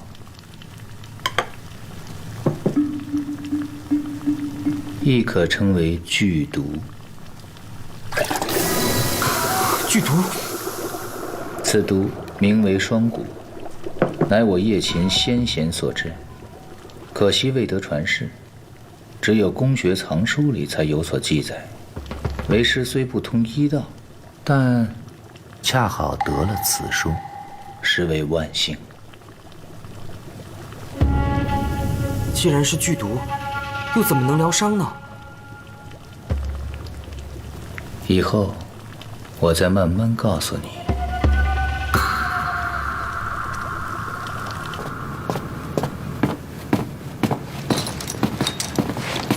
父王，车马已经备好。您白皮素风，这是报丧的书信吗？刚刚收到的。南境的穆王爷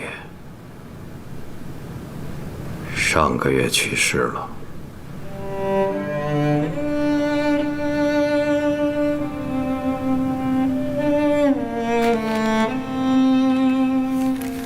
除了这狼牙山之外，在这个世上曾见过他，还记得他的，现在已经没有几个人了。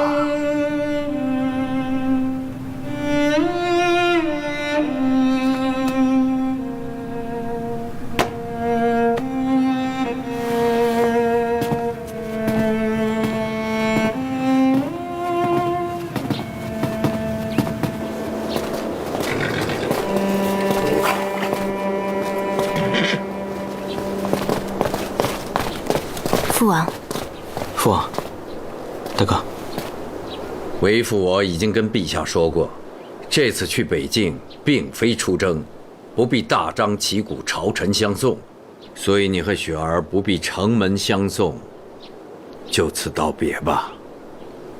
是。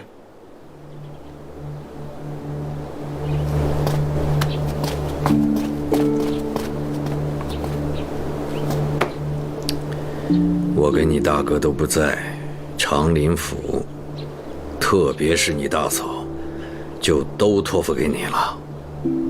是，我先送父王一程，再去巡查粮道，大概1个多月就回来。这段时日，府中里里外外，再加上平津，都靠你辛苦照应了。放心吧，有我看着他，不会让他出乱子的。惠王的事情在朝野余波未平，为父我希望你尽量留在府中，好好的静下来，养养性子。是，父王。好好的保重身体，早点回来。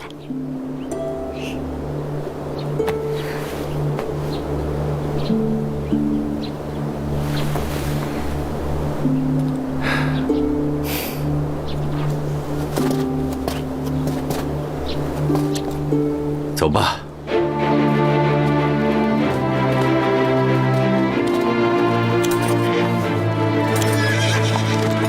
走。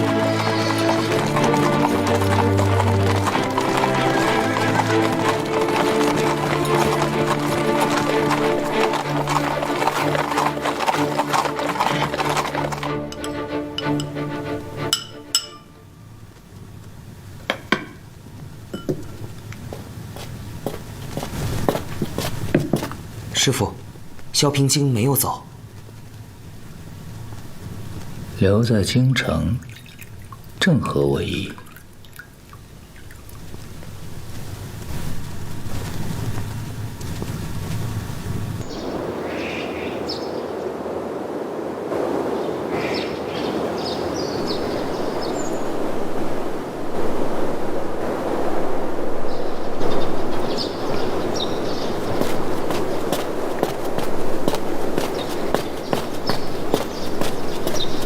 小侯爷，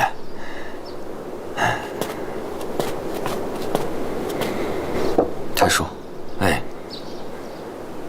你还记得这个吗？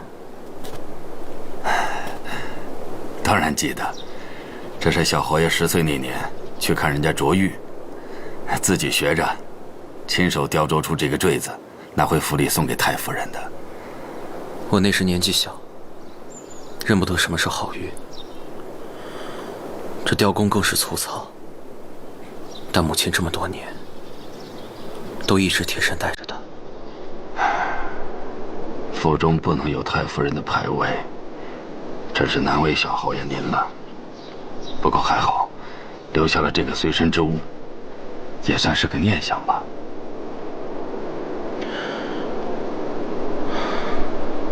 莱阳府被禁军彻底查抄，关于母亲的所有痕迹都被抹掉了。还好这块坠子粗糙不起眼，没人觉得这是母亲贴身带着的东西，我这才能把它留下来。啊，小侯爷，吃饭吧。啊。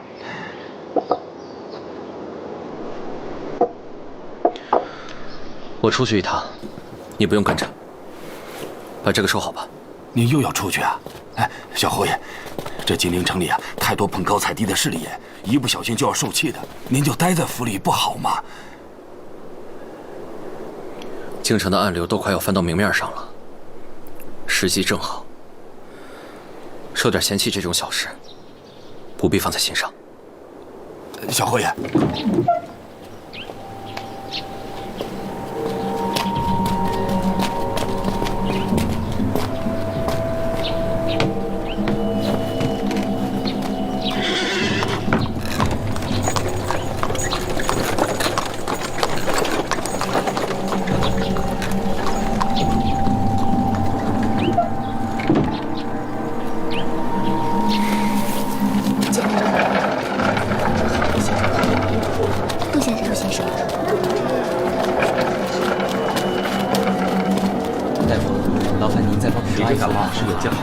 抓了一副人手先好，把我给你开的这最后一副药吃完，就完全康复了。好，谢谢先生。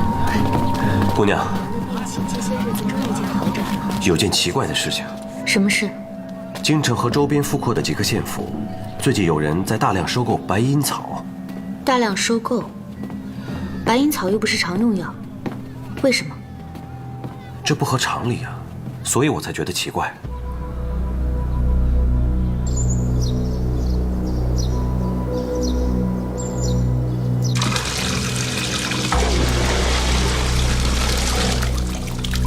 可以了。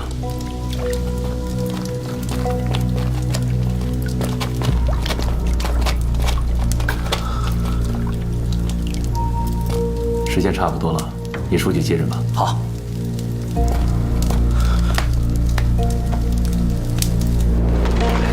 再休息休息，咱们就该继续工作了。是，家里还有事。老巴掌印。听好了，客官。啊，好了。客官慢走啊，往监视喽。走。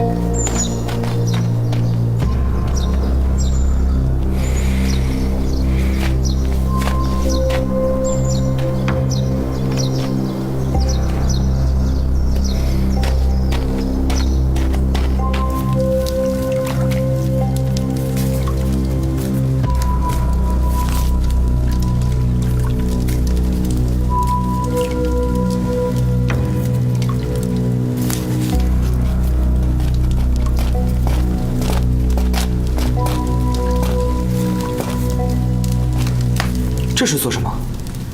他的病跟预料的不一样，发作的太快，毒性也不够，得用一味对症的药收敛一下。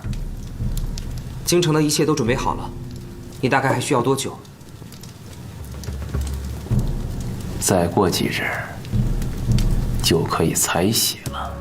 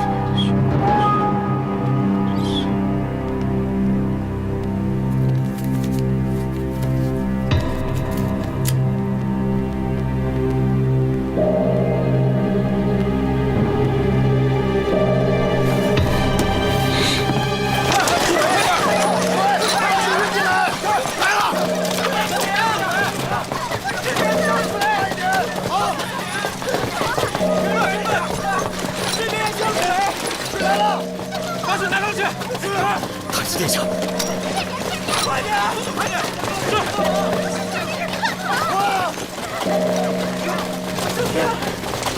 娘娘，娘娘，娘娘，娘娘，娘娘，把鞋子穿上。娘娘，娘娘，娘娘，娘娘。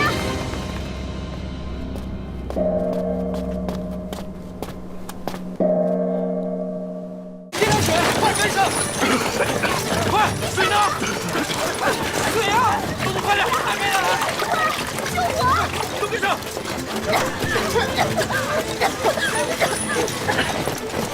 让开！这边，这儿来了。这边，太子殿下，没事吧？啊，快点！没事。石桥，来，快，我跟上。是，动作快点。查清楚。是。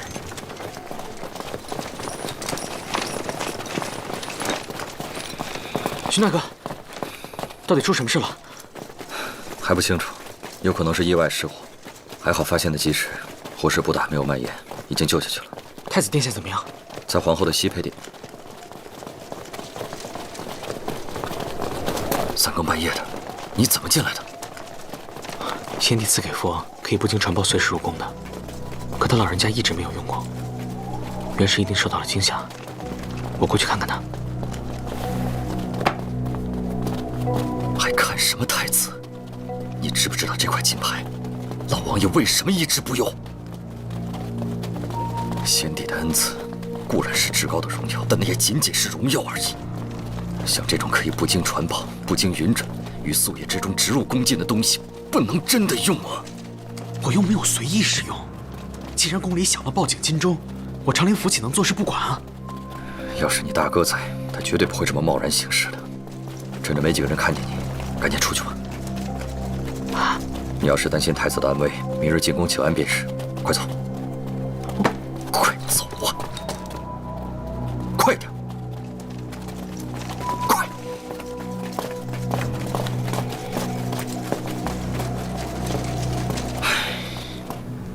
东宫重地，怎么会出这样的事情？来来来，你们快给本宫说清楚！回娘娘，臣等正在严查，尚无结论，大约是当值宫女困倦大意，以致不慎走水。困倦大意，来人！娘娘，凡是今夜值守的，一律杖杀。娘娘，怕是也得堪分罪责呀。东宫遇险，所事之人罪无可赦，就按本宫的意思去办。事后不必禀告太子。是。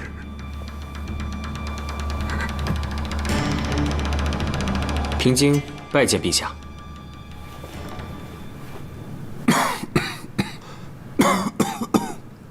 平京，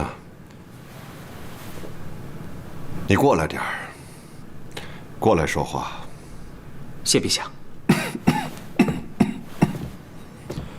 你去看过元石了？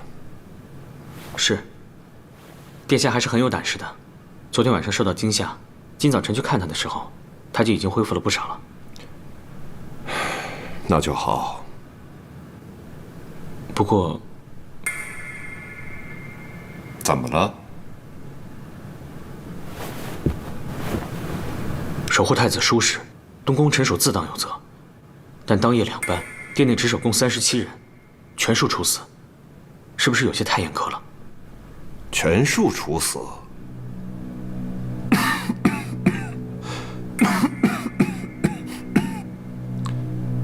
是皇后。皇后娘娘关爱太子，一时急怒，倒也可以理解。朕知道了，朕会派人去劝阻皇后的。2位客官，里边请的是老死之人什么？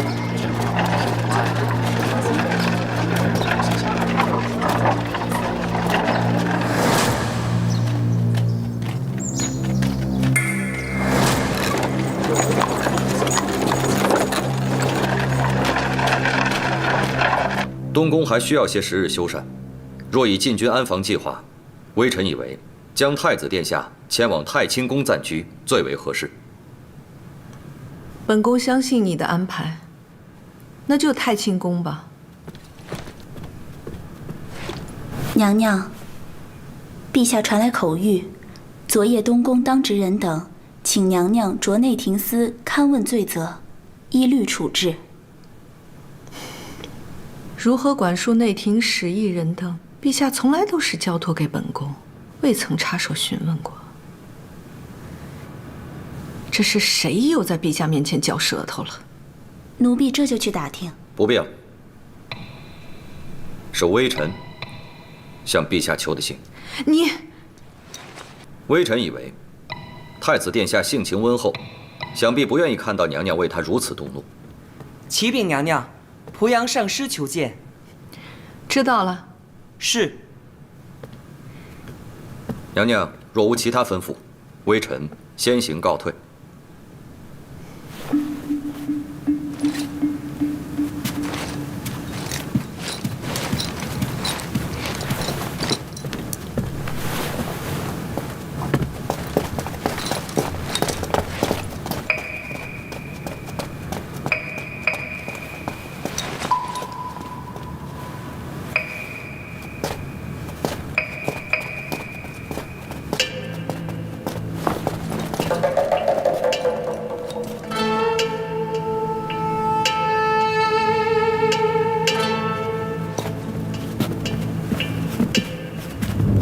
娘娘，大事不好！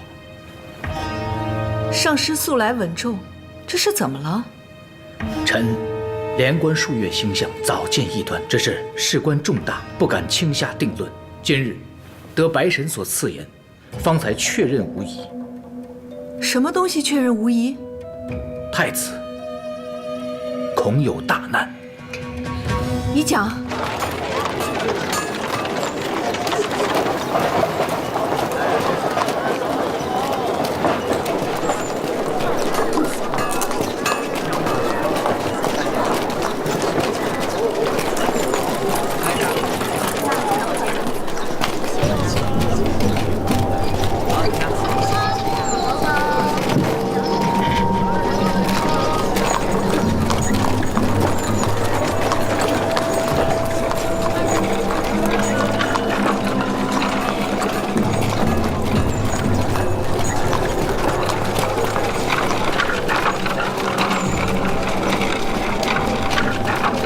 娘娘细想，东宫值守如此严整，昨夜竟然意外失火，这便是大凶的先兆。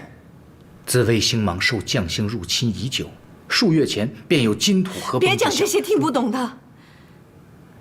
白神究竟如何刺眼？你直接说啊！龙脉将断，太子恐有性命之忧。放肆！你竟敢如此诅咒太子！我以为你有上师之尊，本宫就不敢杀你。娘娘息怒，待臣把话说完。既然臣可以窥得异象，证明上天自有垂怜之意。垂怜之意？你的意思是，太子虽然有劫，但却可解？正是。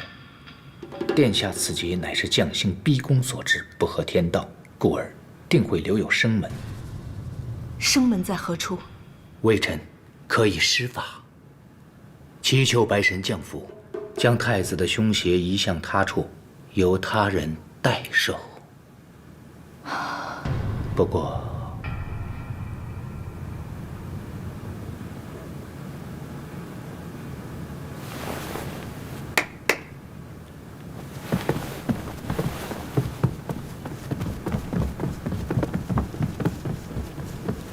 不过什么？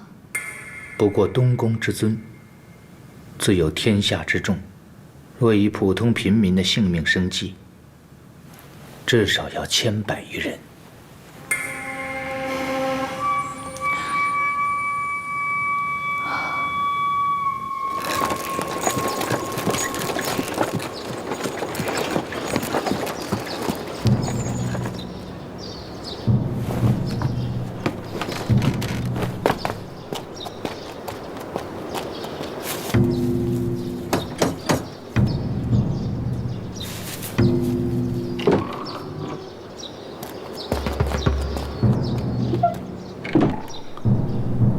濮阳营到底在谋划些什么？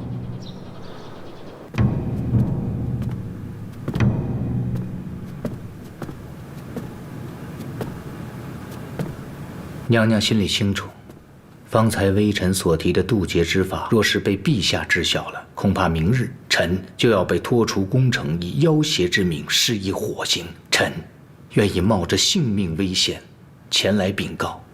娘娘如此优柔寡断，莫非是不信任臣？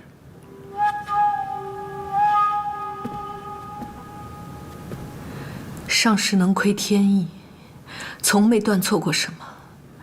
本宫自然是愿意相信你，只是什么？只是正如你所言，陛下他是不会相信的。且莫说他，就连本宫自己的兄长，陛下失了太子，还有二皇子、三皇子，但是娘娘，您呢？此事要想做的隐秘并不容易，臣为娘娘考虑过。此次，陛下去蔚山守斋，便是最好的时机。娘娘，一旦时机错过了，便再无机会。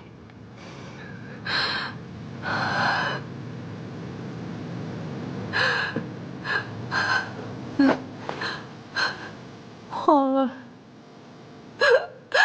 我的皇儿。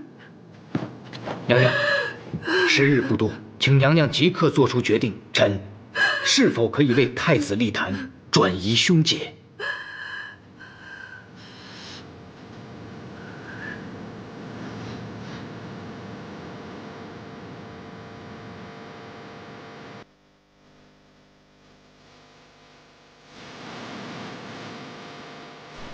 小侯爷，您最近不是整天练功，就是一个人悄悄出府，您不会是卷进什么事情里去了吧？太叔，我现在还没有资格卷进任何事，我只是还没做好一个决定。什么决定啊？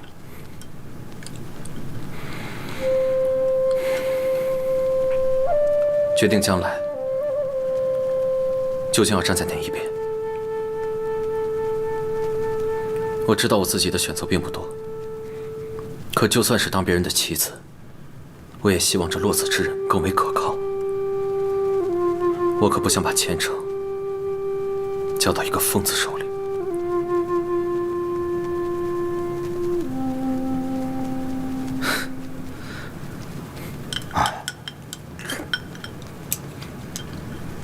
经多方踏勘，京西赤霞镇应该最为合适。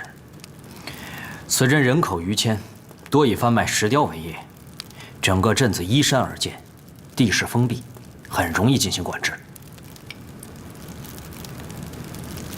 关键是离金陵城够近。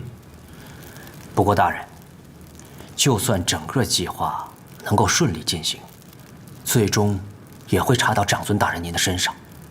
这以后，恐怕您就很难在京城公开立足了。那又怎样？你我来这金陵城中，又不是为了谋一份锦绣前程，不是要让仇人们也尝一尝当年我们受过的苦闷。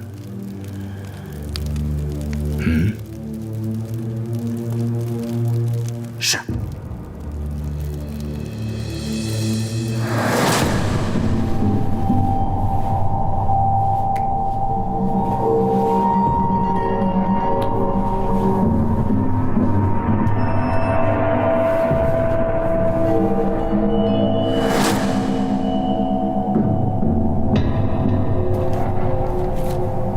妹妹要时不时来陪我聊聊天啊，不然我真的会闷出病的。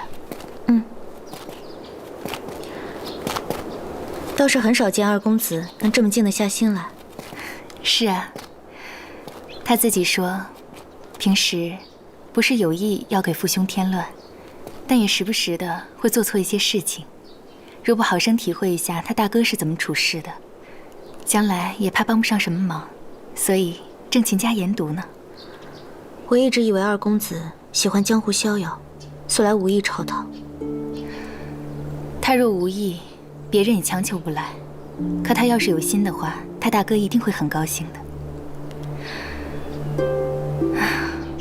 不知道平章和父王走到哪里了？算行程，应该到了元州。接下来就该分道了。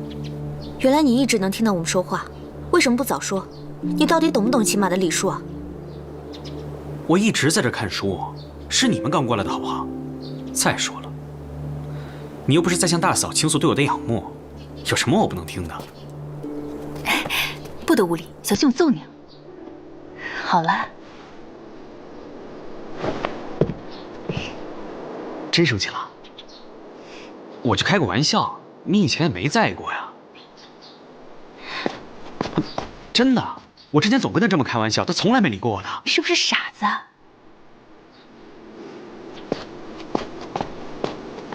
也不知道今天是怎么了。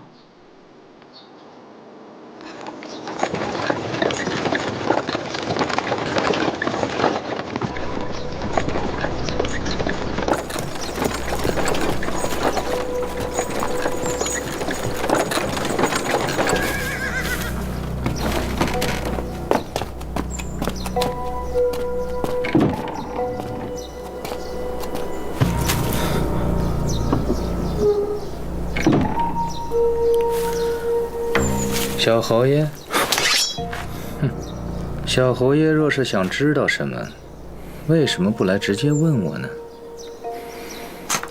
小侯爷被墨子侯调教之后，身手武功大有长进，跟了我的人这么久，他们居然都没有发现你。你是如何知道我在这儿的？在下懂得卜算呢。不必装神弄鬼的，你那些西域传来的小把戏，骗得了别人，骗不了我。口渴了吧？在下请小侯爷喝杯茶。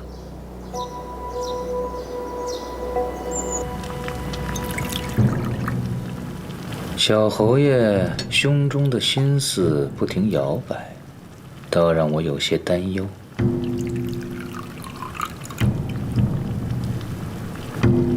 你真的以为长林王府可以给你施展报复的机会吗？如果我真的这么想过，上师又能怎样？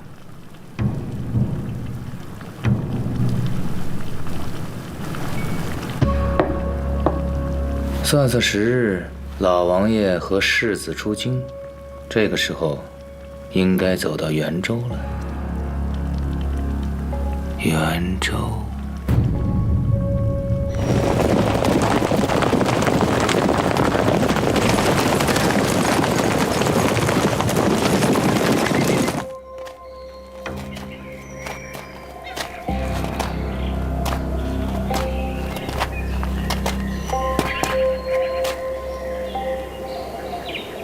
过了元州，孩儿就要跟父王分道而行了。是我吩咐在这稍后半日，倒不是因为分道而行。这元州有一个地方，我想带你去看看。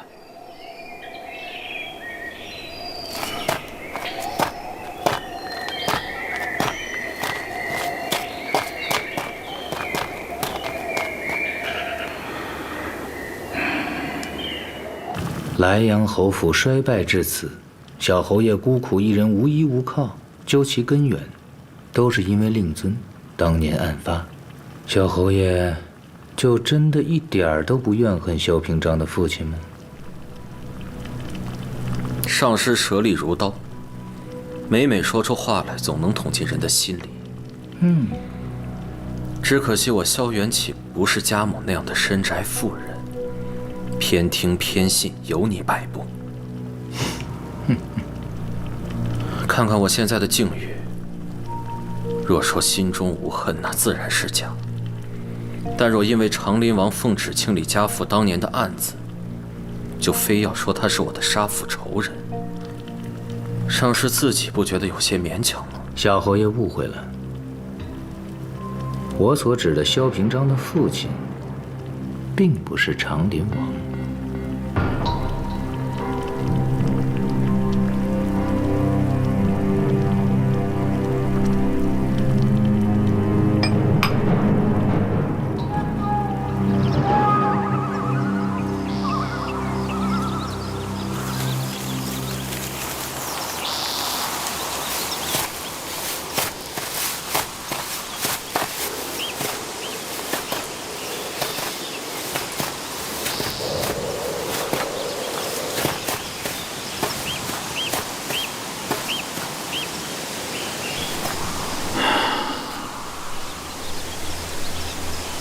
陆源啊，来看你来了。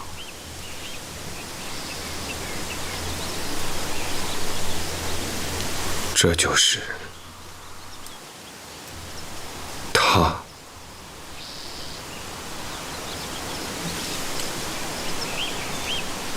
琅琊阁。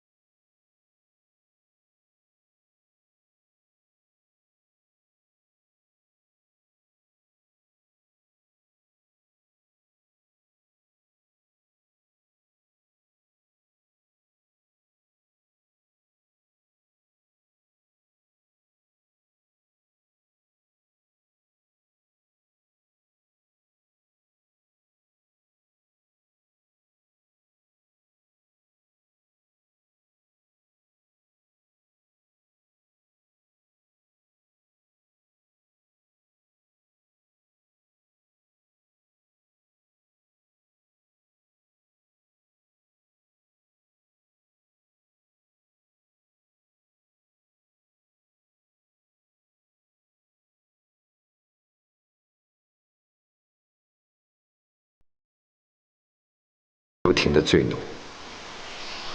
当时有位高人，需要几个小孩子修习剑阵，与北燕人比试。父王有幸被选中，立功以后，方才由先帝收养的。难道这件事也与他有关吗？当年的夜游亭里有上百个小醉奴，先生只要了3个人。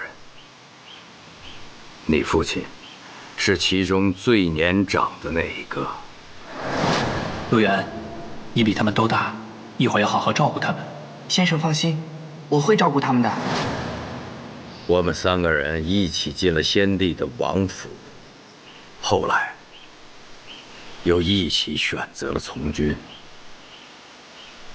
当年长林军出界，这北境沙场上，我们兄弟一起爬冰卧雪，跃马杀敌，彼此救过对方多少次性命，根本数都数不清。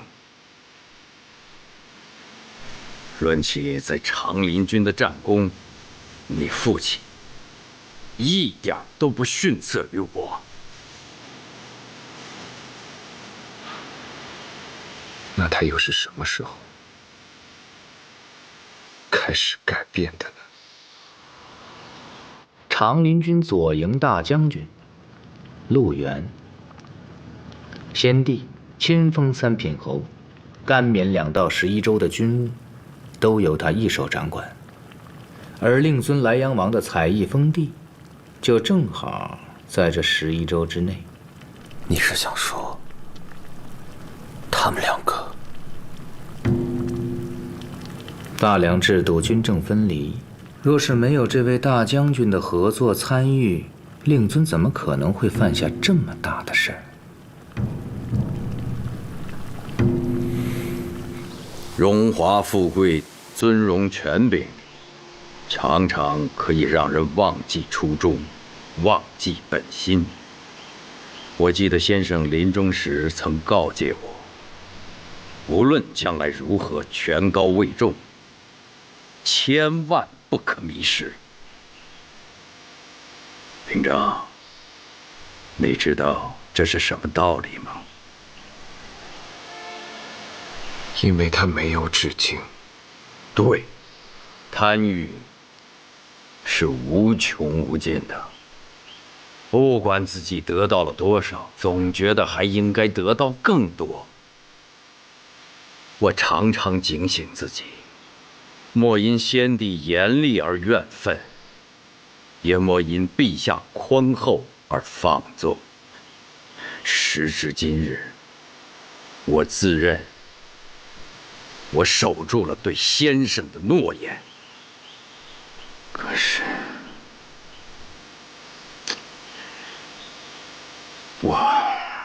我没有想到自己的生死兄弟，在不知不觉之间，渐渐地坠向了深渊。可是他后悔了，他终究不是一个坏人，对不对？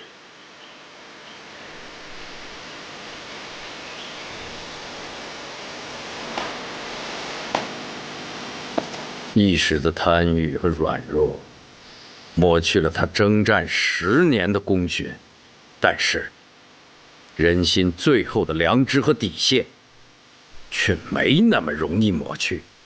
在关键的时刻，是他救下了莱阳王想要灭口的17个人证，也是他为了保全政务，写下了自首的供书，派人交到了我的手上。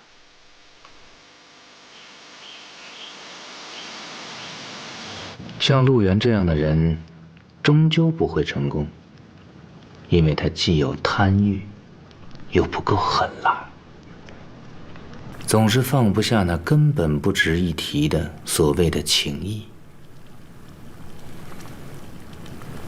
情义，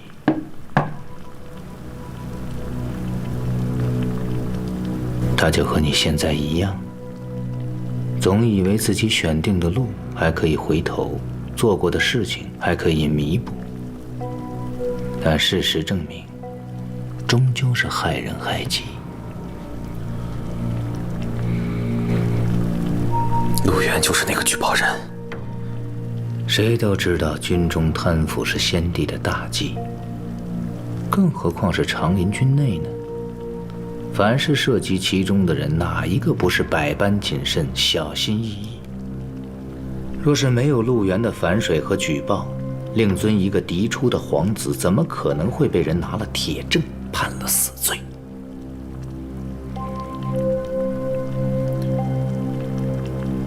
那他后来呢？知道自己没有活路了，在萧庭生赶来的路上，就携夫人自尽了。以前在战场上，每当我做出了错误的决定，都是你父亲及时察觉，替我更正。但是当他走错路的时候，我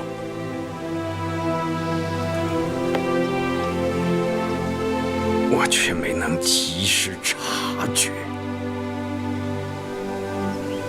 那一年，你只有5岁。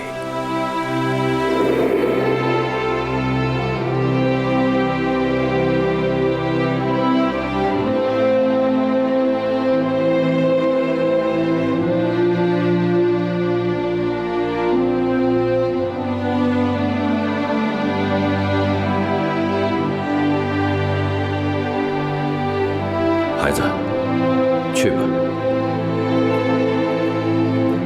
夫人，从今天开始，他就是我们家的长子。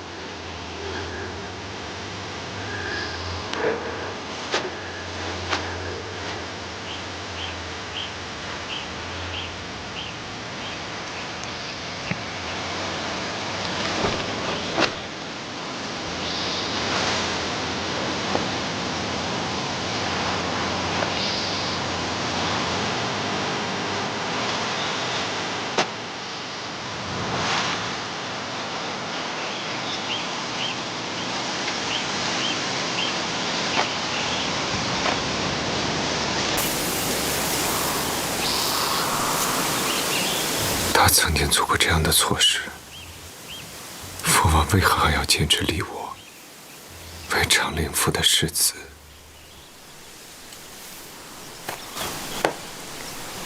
你在我身边长大，我知道你是个什么样的孩子。曾经有一个人说过，长林风骨的承袭和延续，并不仅仅是在血脉之间。平章，你从来都没有让我失望过。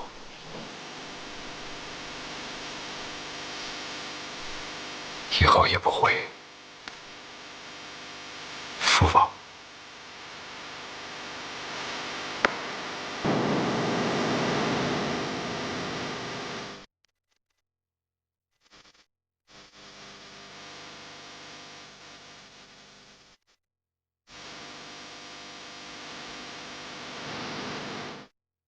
萧庭生真是先帝的养子，如今都能有这般声势。而令尊可是先太后的嫡出之子，皇帝的胞弟。若是没有萧庭生坏事儿，小侯爷和你母亲能落到今天这般田地吗？所以，你若是与长林王府的人假意交好，那是小侯爷聪明；但你若是从此就想听从萧平章的摆布，恐怕莱阳王泉下有知，也是不得安宁。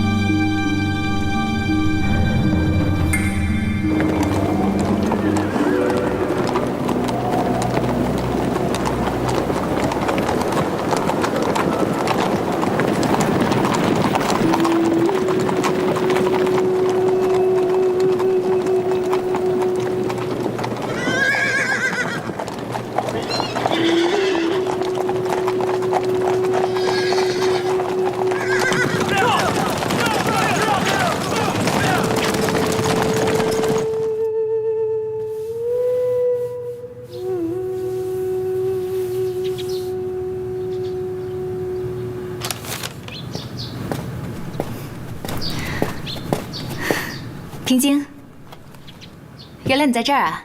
我还想找你比试比试呢。你在干嘛？大哥留下的题目，让我根据当前北境的战况，分析父王接下来会如何调整各营兵防。你大哥都走了1个月了。大嫂，你要这么想，还有不到20天，大哥就能回来了。还真是。下去吧。是。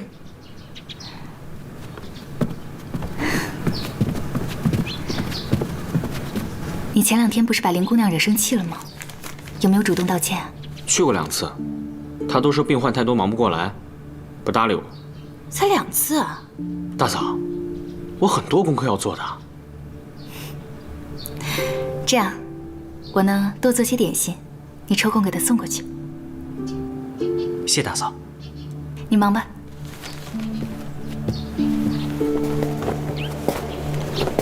先帝逢九民寿将至，按照惯例，朕要跟宗室近亲去蔚山皇陵守斋1月。太子就随着一起去吧。那夜东宫失火，太子受了惊吓，现在都整夜噩梦不停。御医说，恐怕不宜远行。那既然如此，就让他留在京城吧。蔚山有皇家羽林营护卫，朕把飞斩给太子留下来。臣妾必定尽心照管后宫，请陛下放心。哼。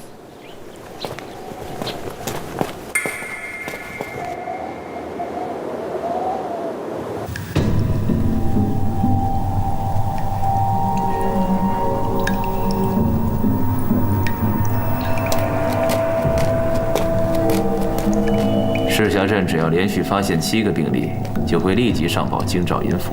放心吧，这一层上师早就虑到了。在官府还有能力控制一切以前，他是不会让人知道赤霞镇出了这样的事情。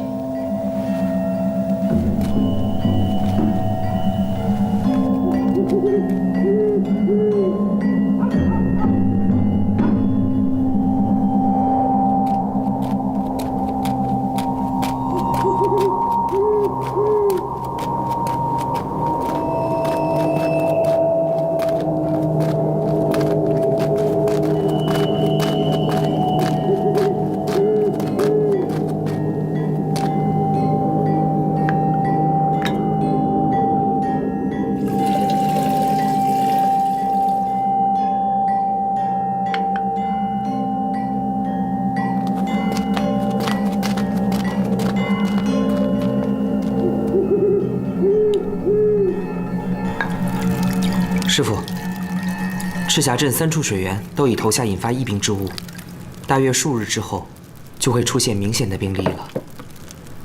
萧元启还在跟踪无量吗？他们经师傅提醒，特意留心过，说是没有。他想说什么？师傅对这位小侯爷倒是格外宽容。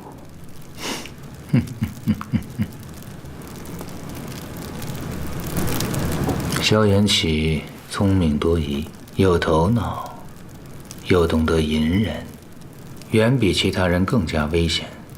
师父在他身上下功夫，那是因为他将成为将来师父埋在大梁皇室的一根毒刺。徒儿不用妒忌他，师父有一天是要死的，但只要他还活着，这金陵城就休享安宁。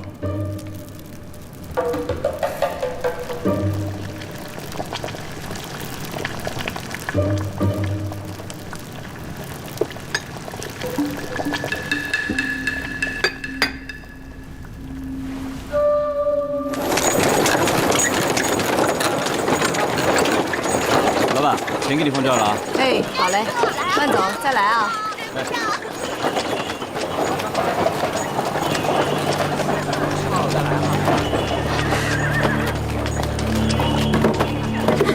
大姐，大姐，你醒醒啊！你怎么了，大姐？怎么了？谁来帮把手，把她送到医房去啊？大姐，我背。慢点啊，小心点。慢点啊！哎，娘娘，您刚才的吩咐，微臣不太明白。圣驾现在蔚山，这京城自然是以本宫诏令为尊。你竟然还不明白？微臣不是这个意思。李大人是我巡视门生，这些年我也没有麻烦过你，这点小事都不愿帮忙。你到底还想不想要自己的前程？微臣不敢，微臣不敢。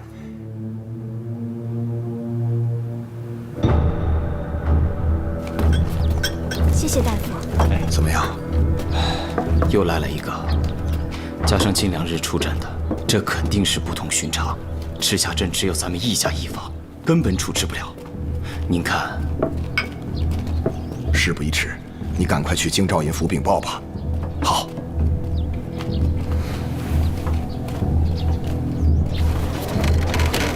快走吧。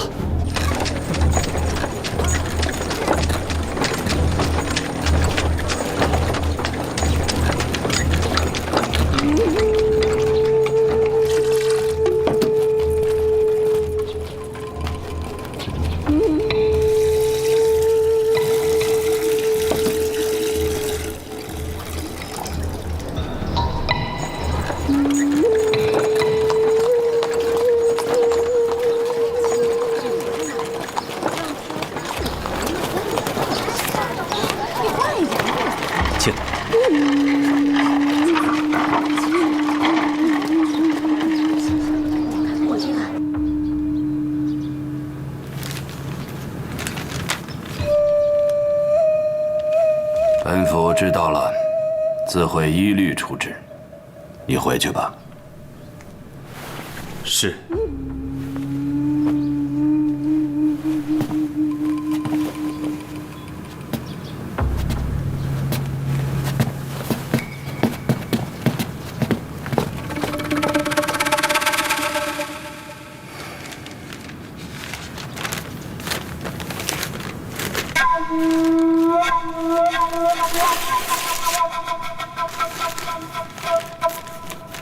吴都头，大人有什么吩咐？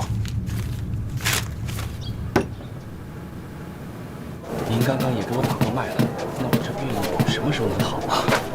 看你这个样子。杜掌柜，张大夫，有日子没见了。今年新带了一个徒弟，不常有时间出门，请问林姑娘在吗？在呢。啊，谢谢大夫。都收起来吧。张大夫请。姑娘。林姑娘好。张大夫好。您到都城来是有什么事儿吗？我们镇上近几日突发了许多热症，起得急，不是时宜。姑娘知道我那个小医房人手不够，能否在济丰堂借几位好大夫过去看看？多利同发，有没有禀报京兆尹府？已经按规矩禀报过了。急症，又是多利，看样子不可轻视。老板，姑娘慢走。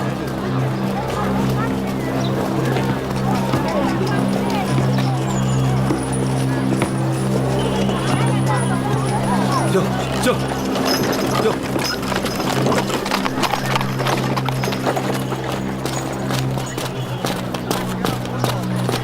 二公子，云姐好，林姑娘在后头吗？实在不巧，姑娘出诊去了，没有2、3天，且回不来呢。我上次送点心来，她就说病人太多太忙，都不跟我说话。这次倒好，直接说出诊去了。她不是在躲我吧？二公子有脸面，但也不至于这么有脸面。我们家姑娘忙着呢，没事躲着您干什么呀？云姐，我近来没得罪过您吧？这我得好好想一想再回答你。那拜托云姐了，等林姑娘回来，你托人告诉我一声。都说吃人嘴短，我知道了。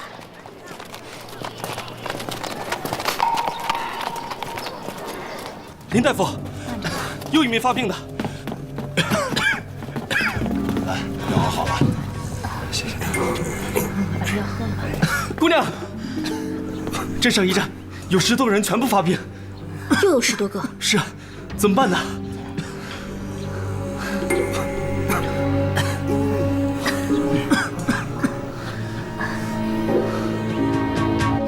爹，你快起来啊！老李家的。爹，我说说话呀，爹！爹，你快起来，咱们一起回家呀！爹，你快起来啊，爹！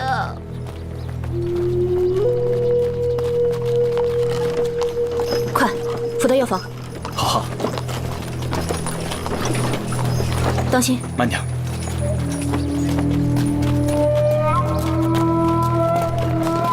张大夫，你已经上报2天了，官府的反应不应该这么慢。看来要找人再去催问一下了。好，按大人的吩咐，赤霞镇通往咱们主城的路已经牢牢封住，他们唯一可以出入京城的后山也已经被阻断，绝对没有任何人可以出入。好，你赶紧回去，记住，这件事情你亲自督办，不能让外人知晓。是。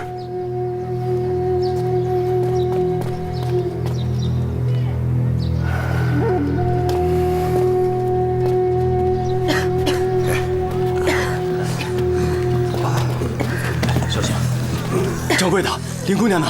在后边。林姑娘，慢点。林姑娘，通往主城那条路被官兵给封了，出都出不去，怎么去催京兆尹府啊？那后山绕道去京城的路呢？也封了。也封了。走，看看去。走，看看去。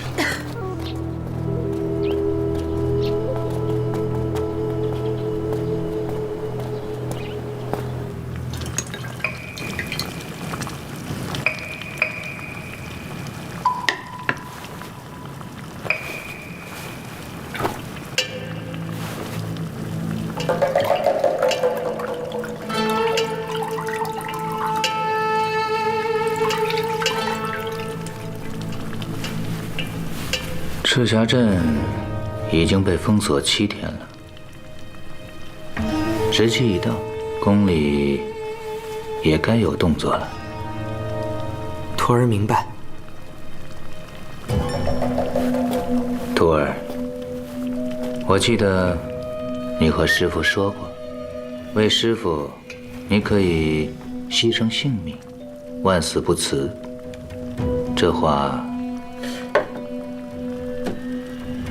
你可还记得？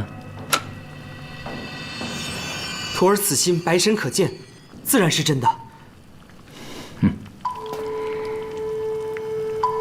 师父知道就可以。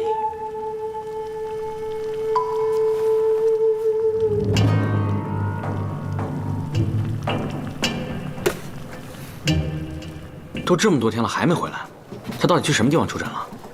赤霞镇，姑娘出诊10多日不回来也经常有呢。他会不会被什么麻烦给绊住了？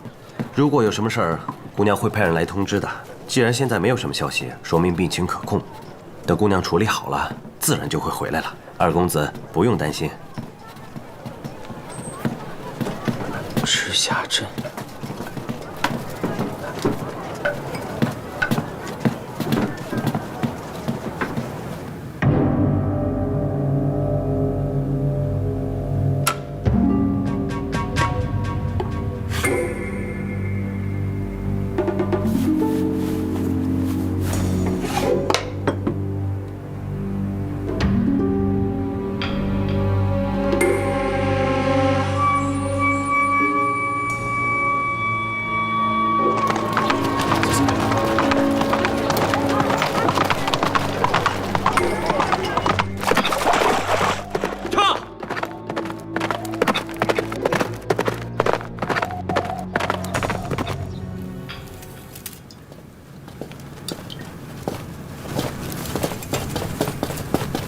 师傅，启禀长孙大人，说，封禁赤霞镇的兵士中，也开始出现了病人，而且萧平京刚刚闯了过去。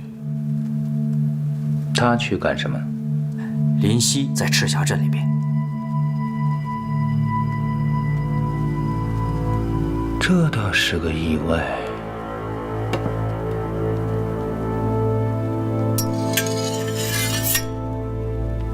玄池送来了吗？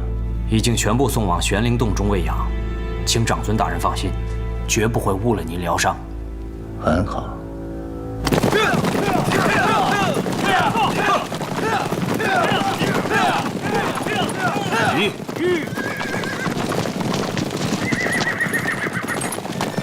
总算是回来了。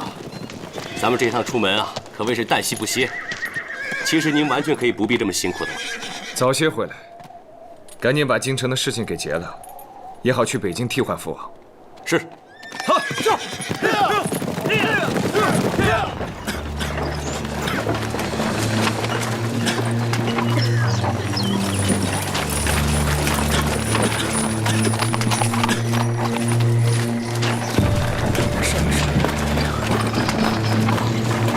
大人，此时解禁，瘟疫定会蔓延。何时封禁，何时解禁，那都是上头的命令。兄弟们，撤！大人，林夕，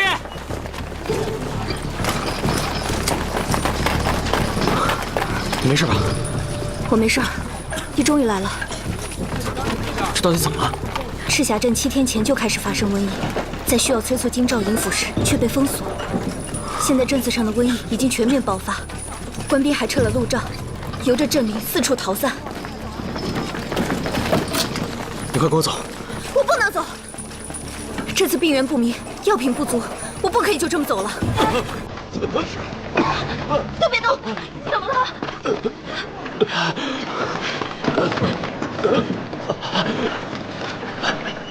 病人最初发作的时候就是这个样子。快跟我离开这里！我不要走，我是大夫，面对这种情况我不可以走。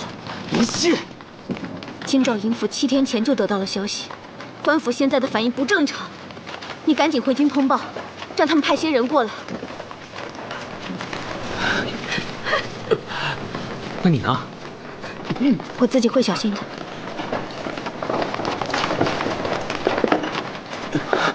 快去啊！好，我不去太医署，我直接去内阁。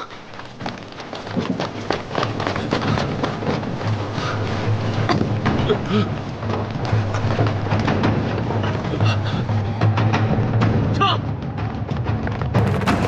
撤！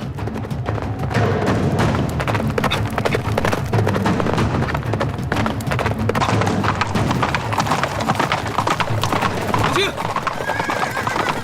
大哥！大哥，你回来了。你这一脸着急，出什么事儿了？ 7日前，京西赤霞镇爆发了瘟疫，如今疫情已经失控，林夕怀疑京兆尹府有意隐瞒。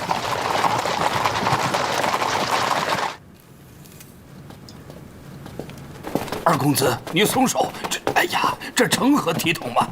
大人，您快看，这成何体统嘛！这怎么回事啊？李大人是朝廷的命官，此地是中书重地，你要干什么？你不要觉得你出身尊贵，又受皇帝的宠爱，你就可以。老夫以为。世子应该是个懂规矩的吧？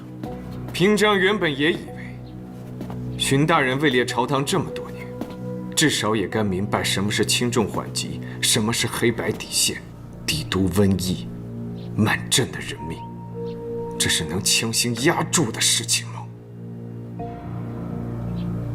世子是什么意思啊？京西赤霞镇爆发瘟疫已有数日，逾千人染病在里面等死。荀大人，是不是想跟这位府尹大人一样，说你自己什么都不知道？不知道二公子从哪里听到的谣传，京兆尹府从来没有接到过消息。京西疫情，这可不是信口胡说的事情。此话当真？圣驾出行，京城是托付给内阁的，如今疫情已经失控，寿父大人居然真的不知道。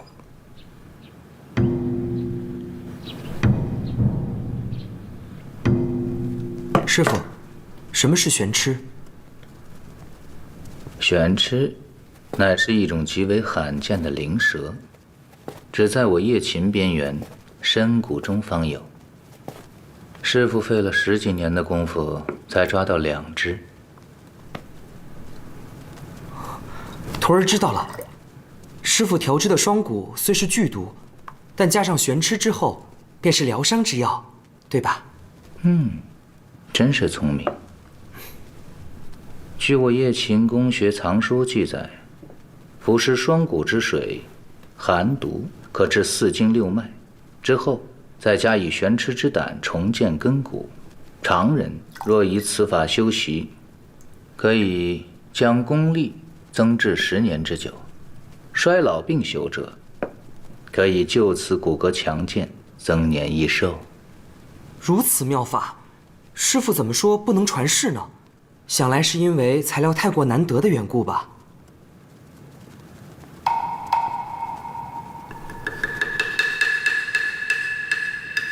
李大人，这可不是随随便便就能蒙混过去的事情。老夫再问你一遍，京西是否真有疫情发生？回禀大人，京西是否有疫情，我真的不知道，但的的确确没有接到过民间医家的通报啊。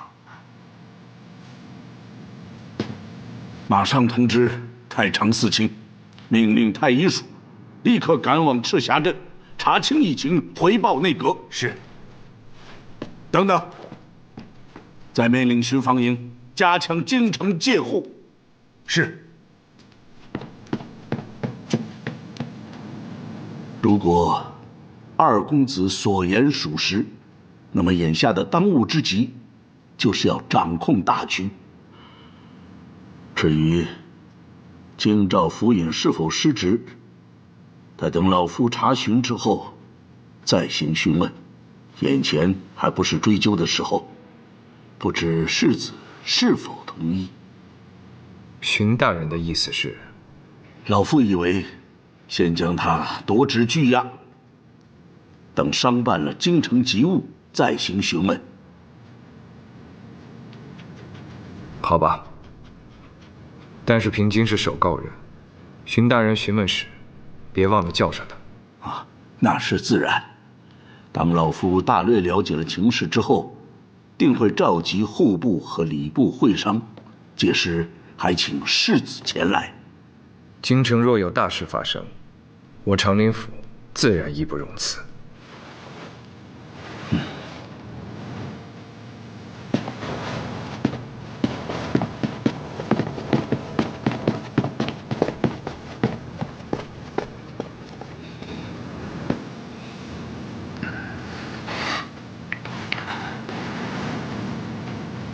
到底是怎么回事？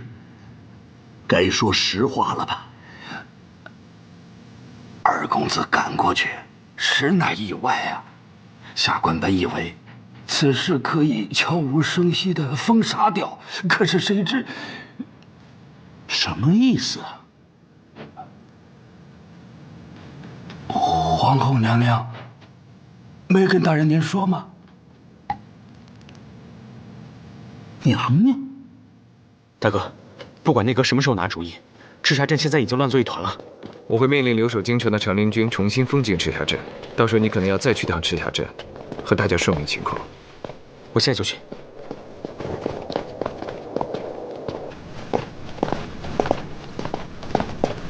师父，长尊，行动时机全由你自己把握，万不可大意。是。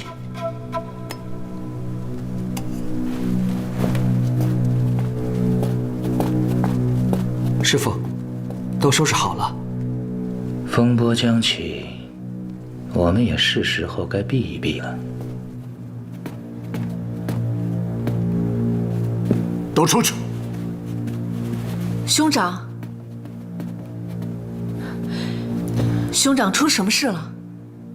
封锁消息，放任疫情，是你给李顾下的指令。你怎么会知道的？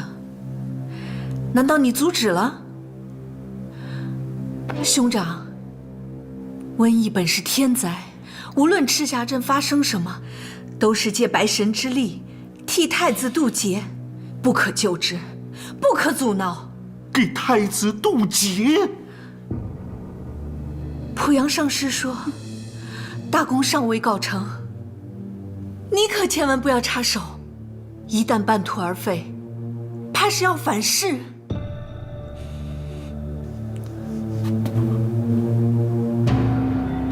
濮阳一，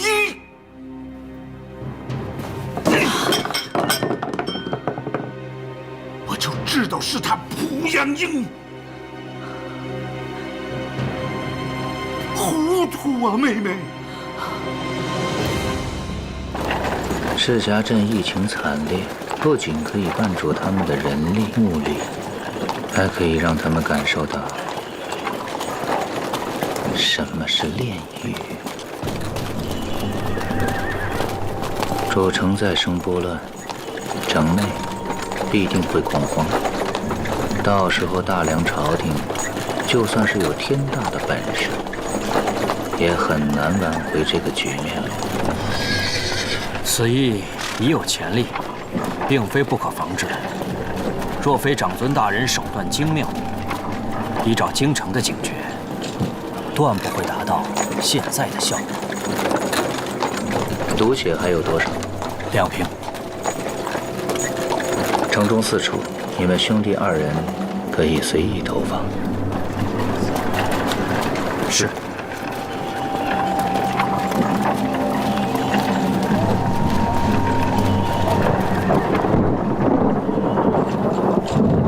我知道，以子民性命祭神，有违大梁为君之道。可事关太子，宁可信其有，不可信其无。凡替太子挡灾之人，我一定厚厚抚恤，让他全家一生富足。妹妹呀，上次东宫失火，我料你形神难安，可是我没有想到，你竟然迷失到如此地步。这次你我能不能脱身都难说呀！我不跟你绕弯子了，你实话告诉我，这次听从你旨意的，是不是只有李固一个人？是不是啊？是。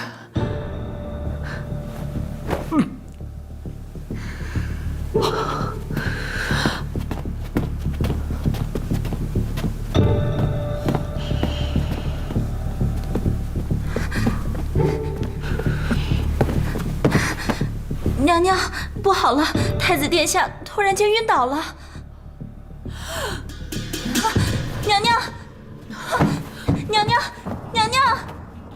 大家都是医者，不需要我多说了。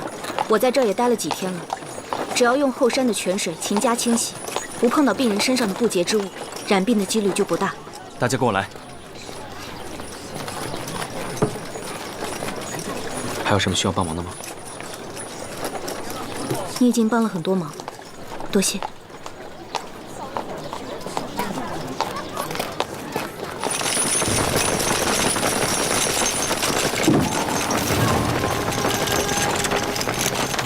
奉内阁军令，前天院濮阳英一党聚众妄行要挟之大，立即拘捕。是。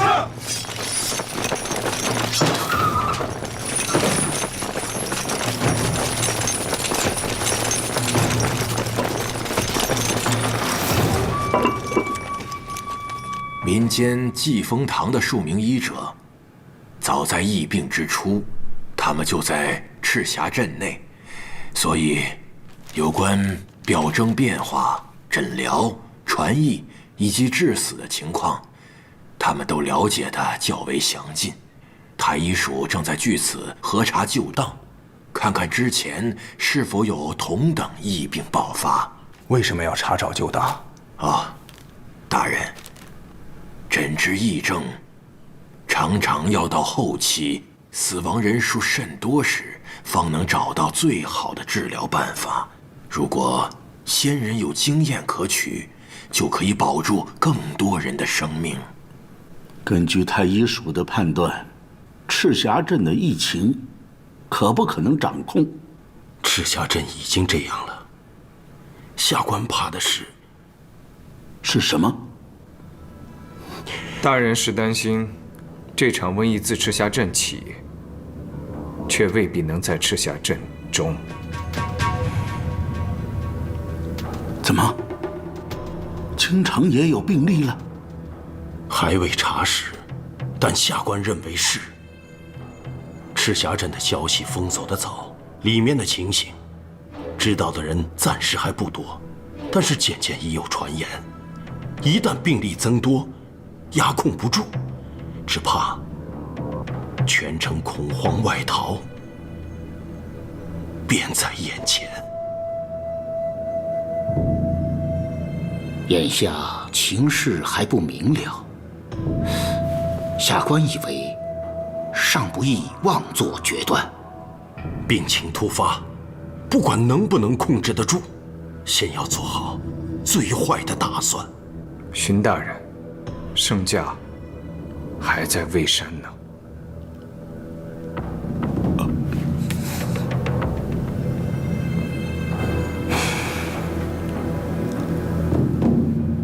马上拟文通报蔚山，请陛下暂不要返京。是。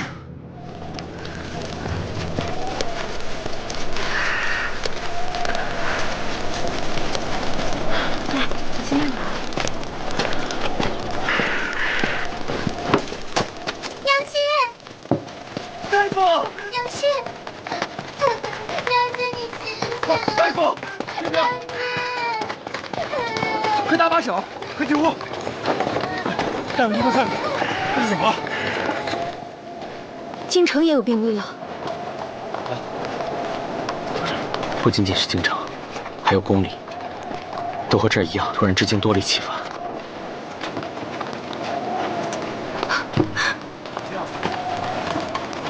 林夕，你没事吧？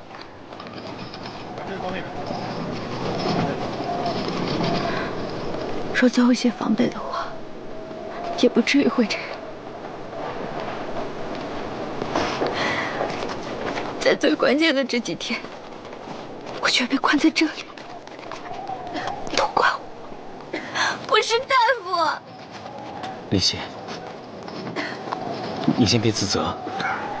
虽然我不懂医道，可我总觉得这场瘟疫来得太奇怪了，有没有可能不是天灾？你也是这么想的？我一开始就觉得不对劲，这接下来京城的疫情应该会越来越恶劣。走，我们回京城。走。林心。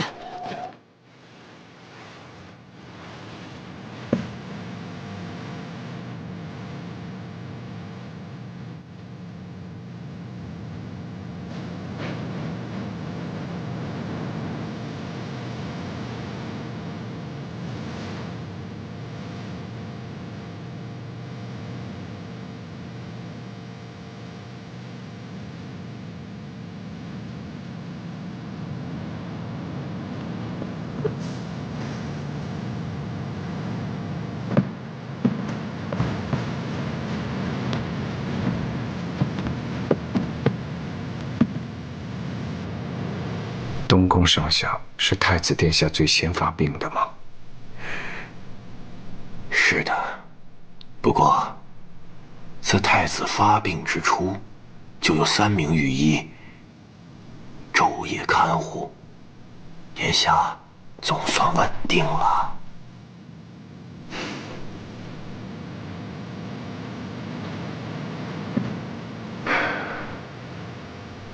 在意啊！多少年未见的在意，不知道会把这座京城最终变成什么样子。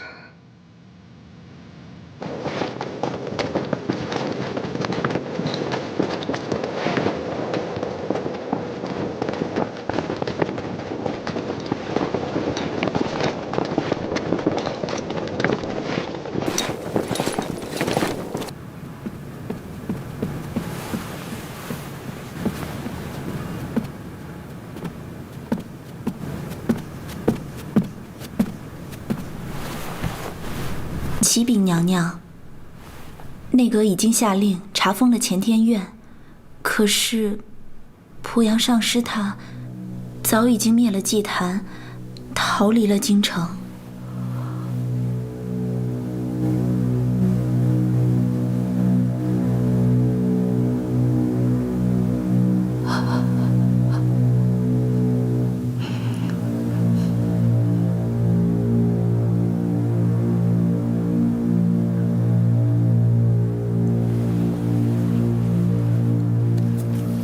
大夫，有没有大夫？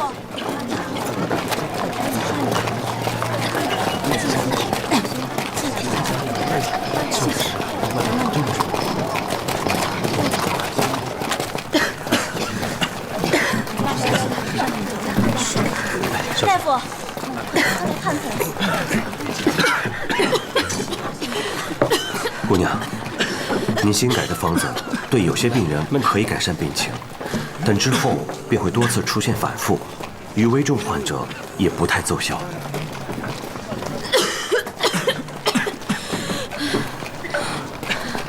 把你们最新的药方给我看看。师傅，师傅。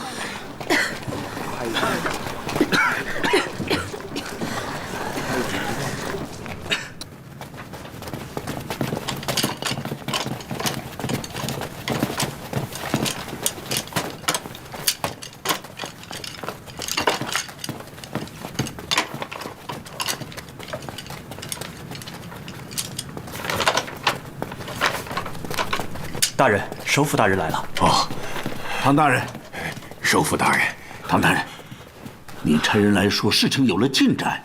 首府大人，太医署上上下下查了数日，终于发现25年前的一场灾疫，跟当下京城的情形十分相似啊。25年？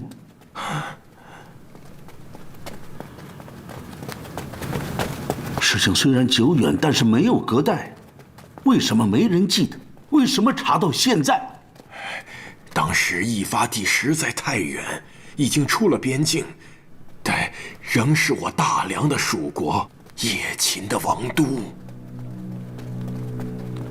叶灵城，正是。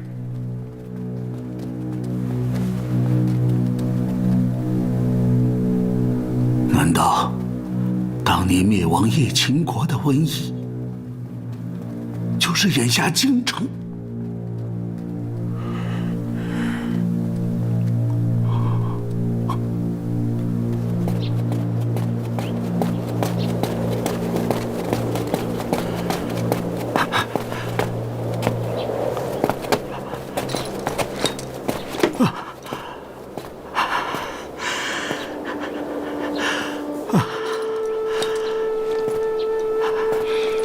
叔父，我刚刚听说，当下的疫灾以前也曾经发生过，当时到底是个什么情形？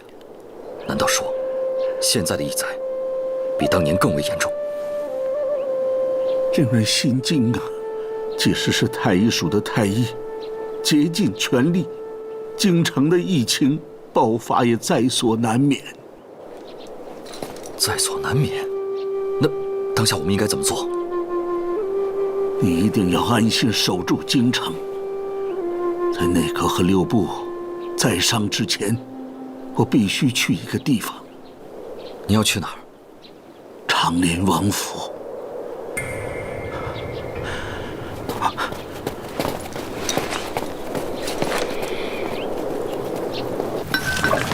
这个饭店好了，好了，要来了，我这3天了，怎么还没好转？经过。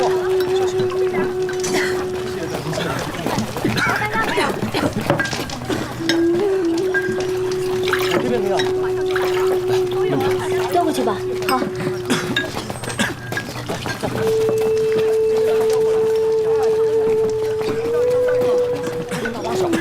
让一下。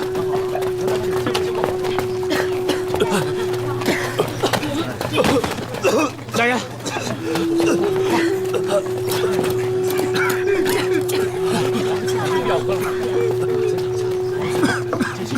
慢点，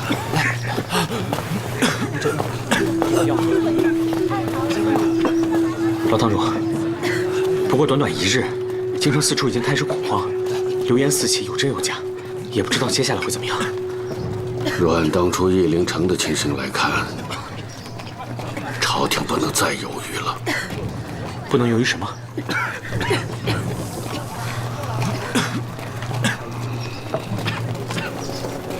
接到了内阁的转报后，我已经查了飞山营的旧档，虽然找到了时间概况的记载，但也不比太医署的更详尽。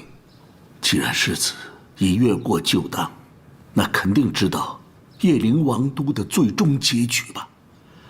如果这金陵城的危局已定，无论如何，不能让我大梁的江山重蹈叶秦国的覆辙呀！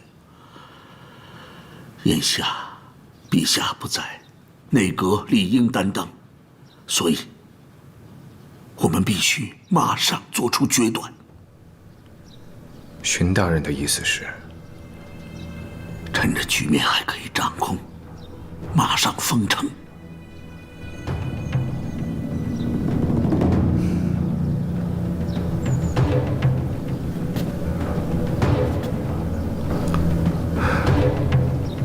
可这毕竟是京城啊，皇家宗庙满城百姓，这样的决断，内阁能下吗？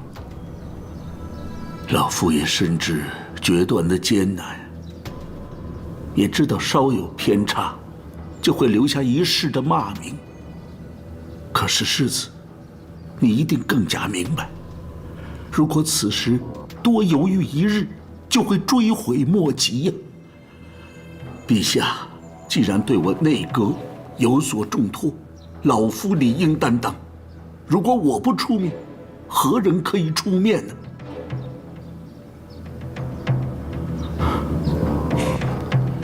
世子，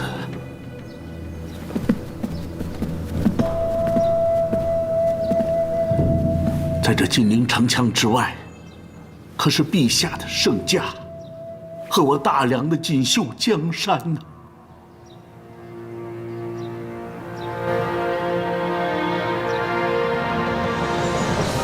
荀大人的意思我已经明白了，请回吧。朝当会生之时，长林府愿意支持大人。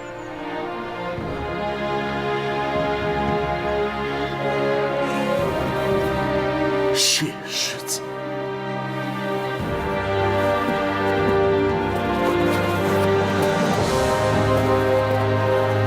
谢世子。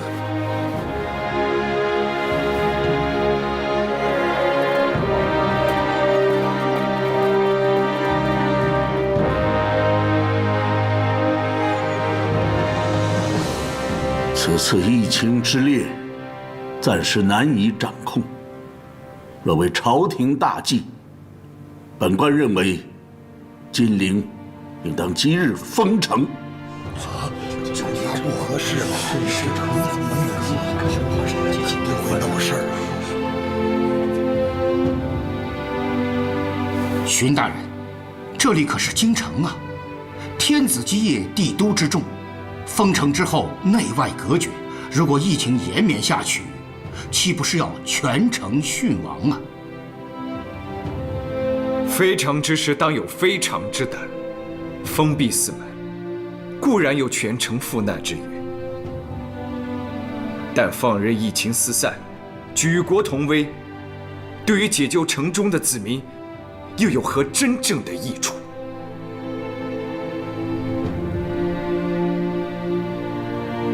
若是封城令下，我长林王府愿意遵从。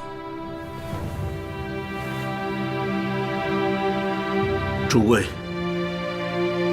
皆是朝廷的栋梁，使君之路，自当忠君之事。